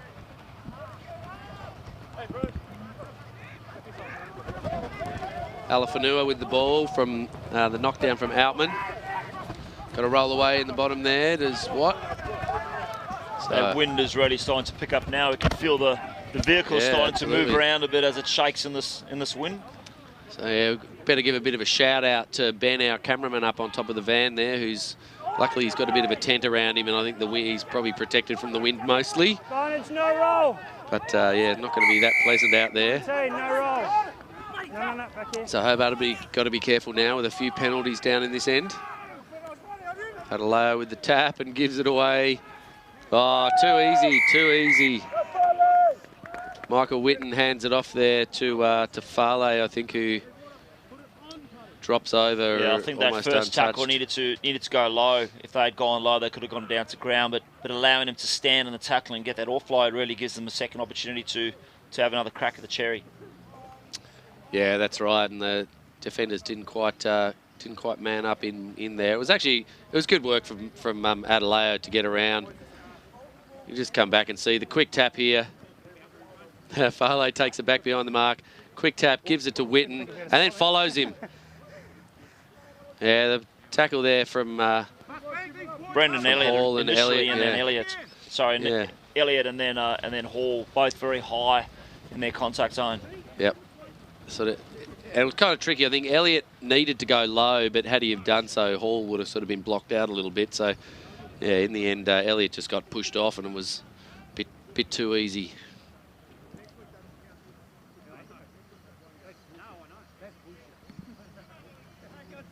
So Tauvelli has had a really good game today. It's been everywhere. He slotted that first one. He did. From the sideline. He goes with this He's one. done it here again. Too. Beautiful. Used the wind very nicely. Yeah, we're talking a 24-point difference here, but it really doesn't feel like Harlequins are on top by this much. I think you know the Lions have really been in the game a fair bit. Just, yeah, not quite able to put the points on in the way that Quins do when they get the ball. Yeah, I think the thing with the Lions is they've kept a fair bit of possession, and by keeping a fair bit of possession, it means that they've controlled the game pretty well. The Quins have, they score one or two easier tries and runaway tries, which is giving them the points on the board, but they haven't looked like they've actually controlled the game very well. So no, that's we'll right. see how this continues for the next 15 minutes or so. And that's what they're inclined to do too, Quins. It only takes them one possession with the players they've got to score. Yeah. And here's a good kick. Whittaker Bowman with, I think, his first possession in quite a while, and kicks it very long. And that's that corner we talked about, pinning that ball back, as you said. He's got a lot of experience and he's got a good kicking game. And pinning that ball down to that corner, there's no doubt that that'll be a tactic in the second half. Yeah, absolutely. And, Hobart are going to have to counter that by dropping their winger back on that side, which it didn't really do. There was nobody back there other than Stenning, who was in the middle of the field. In fact, Stenning was nowhere near back there, so not really very well read by Hobart in that case. So line out comes down and goes Quins. Oh, we've got an attempted drop goal here from Whittaker Bowman, and again, like all of his kicks today, it's gone left and out. So we're going to either have the 22 drop out here, or they'll come back for a scrum. You can have a scrum up there if you want, or you can have a 22. It's interesting that he's actually given the option of the scrum. I think from a law point of view, if you have a drop kick and you attempt to actually score points from it, I don't think, I could be wrong, but I don't think you actually do get the option of a scrum. But he has offered it, and it's there. Yeah. Just making subs, guys. Got a few subs coming on from the Lions. Let's have a look. So we've got Ian Rogers coming on at number 20, and Charles Soliez in number 23. Yeah, I'm just figuring out who's So off. Hutchinson comes off from the wing. Two guys ran on. Who's the second? The other guy. Yeah, was Charles, rock and roll. And see that the rain looks coming like in. Leon Thompson potentially on the far side there. Our windows are a bit Fine. Yeah, wet that's here, right. so. Yeah, so John O'Elliott's gone back to halfback. And sideways running again from Rodrigo there. Wasn't on. Well done by Krauts to get on that ball and get back to his feet. I think there was a bit of miscommunication there from the backs, and with another change out there. So some good attacking defence from Quins here, driving the players back. Tackle now. Hands up. And Hobart just with a settling ruck. Oh, the pass. Under Brendan pressure. Elliott. And just covered there.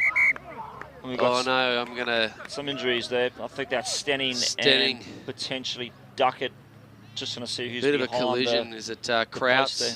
Oh, maybe it's Krauts, yeah. Possibly Krauts and Stenning with a bit of a collision, and maybe it's a knee of Stenning. Just sort of see the ball come back there. Krauts comes in, jumps into that ball. Actually, I don't think he hit the. It is Duckett. Yeah. Oh, it's Duckett. Hit the back of Stenning. They're both still down. They don't look like they're in good shape at all, unfortunately. It's just a nasty collision here. Oh, possibly the knee. Yeah. From knee to the back, maybe. Knee from Duckett into the kidney area of Stenning, but he's really unhappy and he really not good. We might just cut to our break screen while we deal with this injury, because I don't think it's going to be sorted out very quickly. But we'll just have a little bit of a break, and we'll come back as soon as play's ready to play on.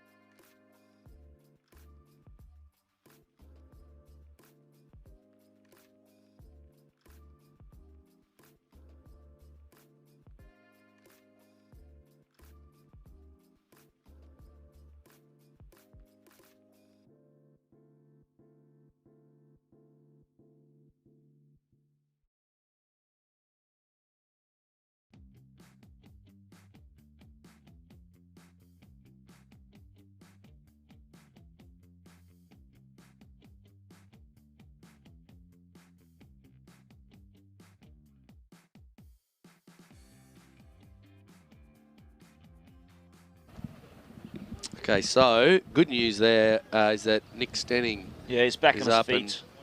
Back on his feet, and right.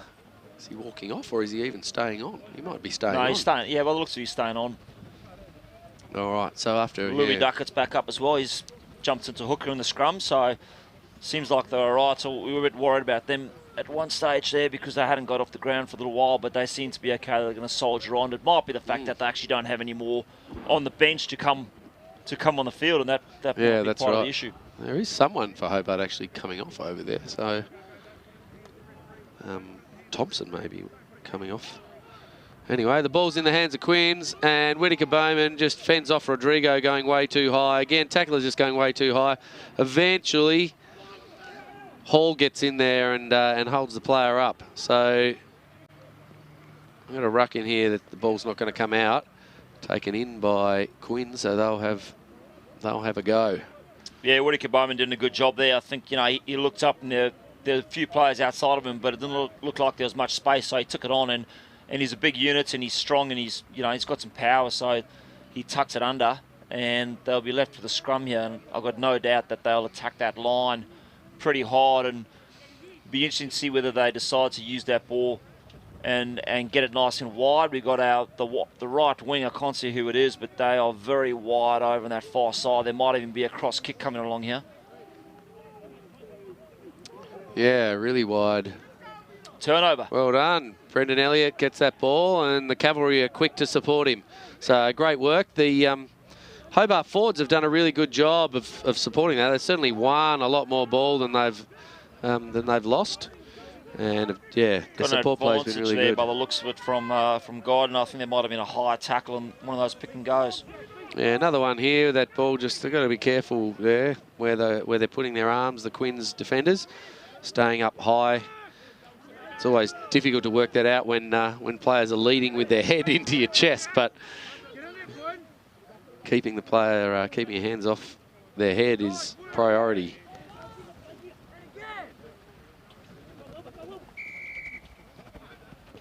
So we'll come back for that one. Offside it was. Yeah, signalled offside. I thought it might have been around the high shot, but he's signalled for offside. And I think that's one of the things as well when, you know, when you're working that pick and go and you're getting some really quick ball, it's quite difficult for defenders to get back. They get pulled into that quick ball, you know, that quick run of the ball, and they've got to try and get themselves back on side. And when there's an opportunity to have a crack at someone, sometimes our emotions get ahead of us and we don't quite get on side. Yeah, absolutely. So, ball getting messy in here. Fisher with the ball now. Makes a good few metres after tidying that up, and it gives Hobart another opportunity to recover. Looks like the arm's out again. I'm not sure if that was potentially for that knock-on, I think. I don't think it's a penalty advantage. Yep, so Hobart soldiering on. Hall with the ball, got Krauts outside him. Should have passed there. Yeah. Not sure why he stopped with Colgrave. Colgrave's just copped a boot to the back of the head. He just needs to get up and get on with it, but it wasn't very pleasant for him. Not as bad as he's making out, I'm pretty sure. And Hobart come this way.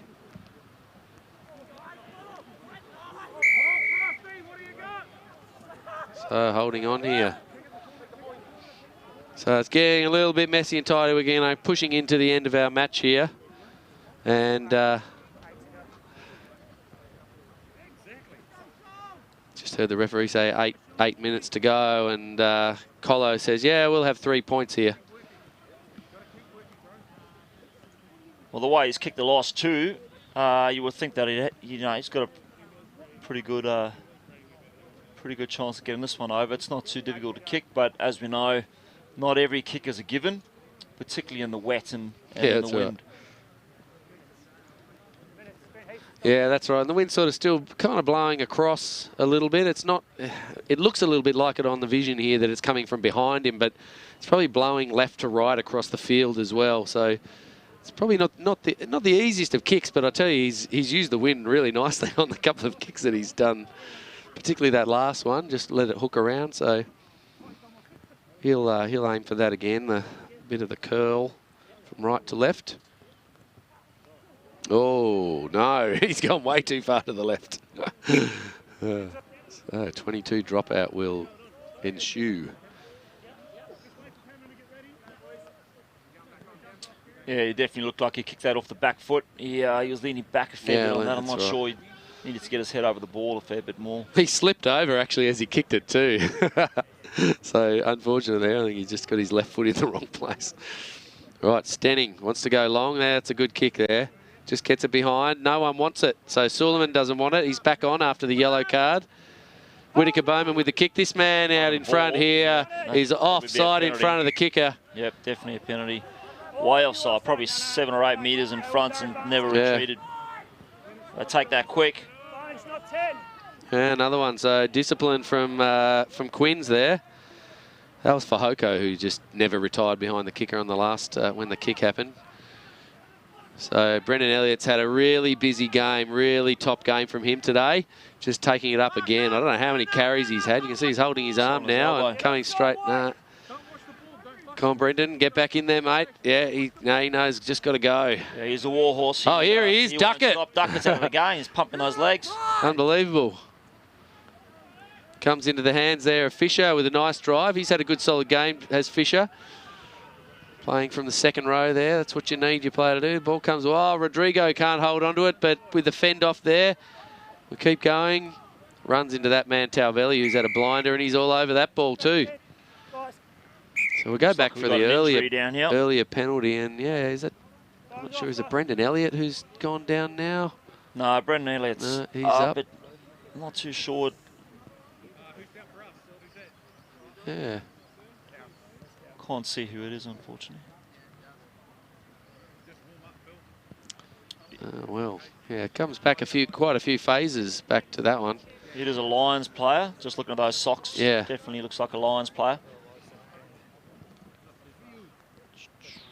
Allardyce. Allardyce, yeah, I was going to say. Yeah, there he is. The big unit. Yeah, right.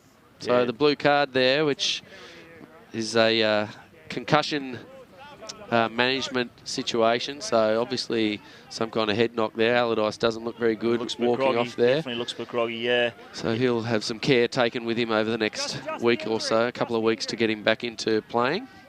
Yeah, blue card, mandatory, I think it's mandatory 19 days. So he'll have to go and get checked out and see the doctor and see how he goes from there. But he definitely looks a bit groggy. Alim Kelfan is a physio. He's the president of the Lions as well as a physio, so he's in good hands there. Yep. So another penalty here against Harlequins in this defensive end for them. They've been terrible, really, in terms of discipline. Unfortunately for Hobart, they haven't been able to capitalise on that a lot, but you know, they've played a really good structured game, Hobart, and that's good development for them. Ball comes out there in the hands of, that's Watt. Yeah, he's been good when he's come on too. Good solid man running it up the middle there. Yeah, again, another one. We're going to see for not rolling away. And we'll see another yellow card soon here if Quins don't sort it out. Let's see.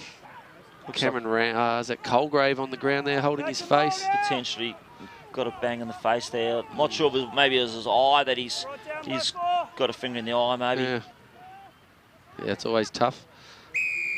Probably have quite a few penalties there. And it's another quick tap from Jono Elliott, yeah. It's hello. Well. High tackle. Oh, yeah, okay, we might see a yellow card for that one. Probably going to go straight to a yellow here, I'd say. It's just that sort of ball and all high tackle comes in. The shoulder. The shoulder's high there. He could see a red for this too.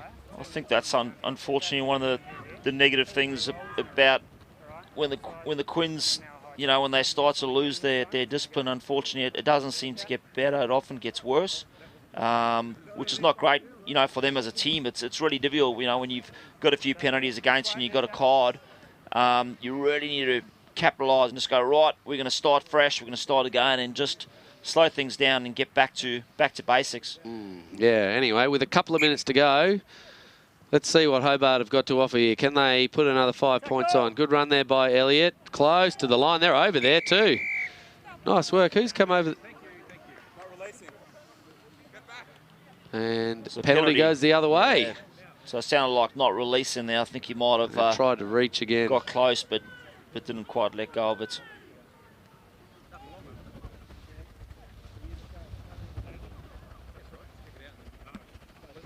So he just hit the ground there. Boom. Ball from the penalty kick there. Hits our van. Yeah, Colgrave, you can see just coming off in front of us. Yep. He's holding his eye. I don't know whether a finger or dirt or copped a boot to the back of the head earlier.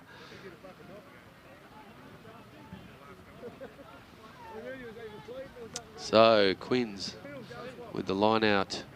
They go the short one again and not 5. So they've really had no success with that today at all. Strange decisions to make, but in this wind and rain, game work effectively, but Outman just jumping too far forward there. So Hobart still with a couple of minutes left. Did have a little bit of injury time earlier. We'll have the opportunity here with maybe one last try, one last go here to put on a few more points. Just make that scoreboard look a little bit more respectable because it doesn't really reflect how close this game's been, I would think. No, I agree with you. I think that the Lions have had quite a few opportunities. They've spent a fair bit of time up in the Quins, in the Quins half, and even in the second half where they played into the wind and they spent a lot of time up there, but just not converting those points. I mean, there was a perfect opportunity for them to just go an extra 2 or 3 phases, but just didn't have that discipline and didn't weren't able to convert. Yeah, and the hunger, that was, I think Jono Elliott there was just trying to go that one little step too far, and trusting his team would have been good there because they've been excellent with their pick and drive. Rodrigo, but just moving sideways again when he takes the ball. It's just something for them to think about how they want to manage their back line, I think, with Hobart. And yeah, it's hard in the wet. I guess it's hard to be pretty tough to be critical of him. There's that man Watts again. He's come on and he's made an impact, hasn't he? He really has, actually. Yeah. Callum Crouch and from the centres back into the playing a bit in the forwards there, wants to get into the action. Yep, and they're going to go wide. Just got to be careful here. Straighten up. Good work, hanging on to the ball. That's it, not throwing any passes, but gee, they've been good on the breakdown, and that's Pua this time. So Cameron Ransley will come in there, but no, Pua actually won that ball. Yeah. He won that ball fairly, and then and he's going to have a yellow card for that. I think he landed up falling off his feet and they're not releasing once he was off his feet. But no, he definitely won that fairly. Thought Gardner was going to go to his pocket after the warning from not long ago. And here's John O'Elliott again. He's got to hold it up for his teammates this time. And well done. Go straight to the ground on that time. Got to drive. Bit more leg drive needed from Hobart in this situation. Good work there from Fisher to just go forward and not keep that. A high tackle that time. Okay. Rodrigo, hard to gather the ball, gets it back to Hall, who hangs on to it. Needs to be some good support for him, and it comes. The back line's not where Hobart have had any success, so they want to keep this pick and drive work going on. Rodrigo coming in from number 10 to help out. Zamino's back on again. Whitaker Bowman there taken down. Talvelli needs to be careful not to be offside. Someone better drive him out of there because he's strong over the ball. Hall now with the pass. Oh, Stenning can't take it. Gets a bit of support out there from Dobson, who gets his hands on the ball. But unfortunately, in that situation, Dobson's gathered the ball and run back around behind Stenning, I think. So. And there again, you know, I think that they've just spent a fair bit of chunk of time up there, and you know, on the Quins line, and again, not able to convert. So it's a bit disappointing for them. Although, like we say, probably better. They've had a few games where they've struggled a bit. You know, probably a bit of confidence for them this time. At least they can take a bit out of this game and see that they can make meters and they can do things. They're just going to try and finish things off better. Yeah, absolutely. And I think the big takeaway here from Hobart, their forwards were very, very, very competitive. I think they outshone the Quins forward, certainly in their ability to retain possession and do the smart things in this weather. You know, and then after Quins defending really well, those, you know, heading the ball out to their backs is a real struggle there. And, you know, that lost ball there from Stenning and then the penalty that ended up having there. It's just the weather's pretty hard to control. So, you know, you want to get everyone involved in the game, but it didn't work, unfortunately, for Hobart there. And really the tale of the night, I think, was the dominance of the Quins strong players. And that man in number 6, you can see in front of us there, in Colignasi, Talvelli was a lighthouse really for them today. He was strong everywhere and he won them a lot of possession and put the pressure on, and I think he scored a couple of tries too. Yeah, and so. Halafanua, you know, led from the front there as captain. He made good meters and he's made some good strong runs, which made it difficult for the Lions to contain him. Yeah, but it was a really entertaining game, I thought, Sean. Thanks for coming in and spending some time here with me. It's been great to have someone to chat with, and we might sign off there. But yeah, thanks everyone for watching, and that's round 6 finished for the Tasmanian Rugby Union. Next week is a long weekend and a bye round for most clubs, but we'll be bringing you the the Burnie 60th anniversary gala event, and there's a match between Burnie and Taroona in the seniors up there that we'll be streaming live on Saturday in a week's time. So thanks everybody, and we'll see you next time.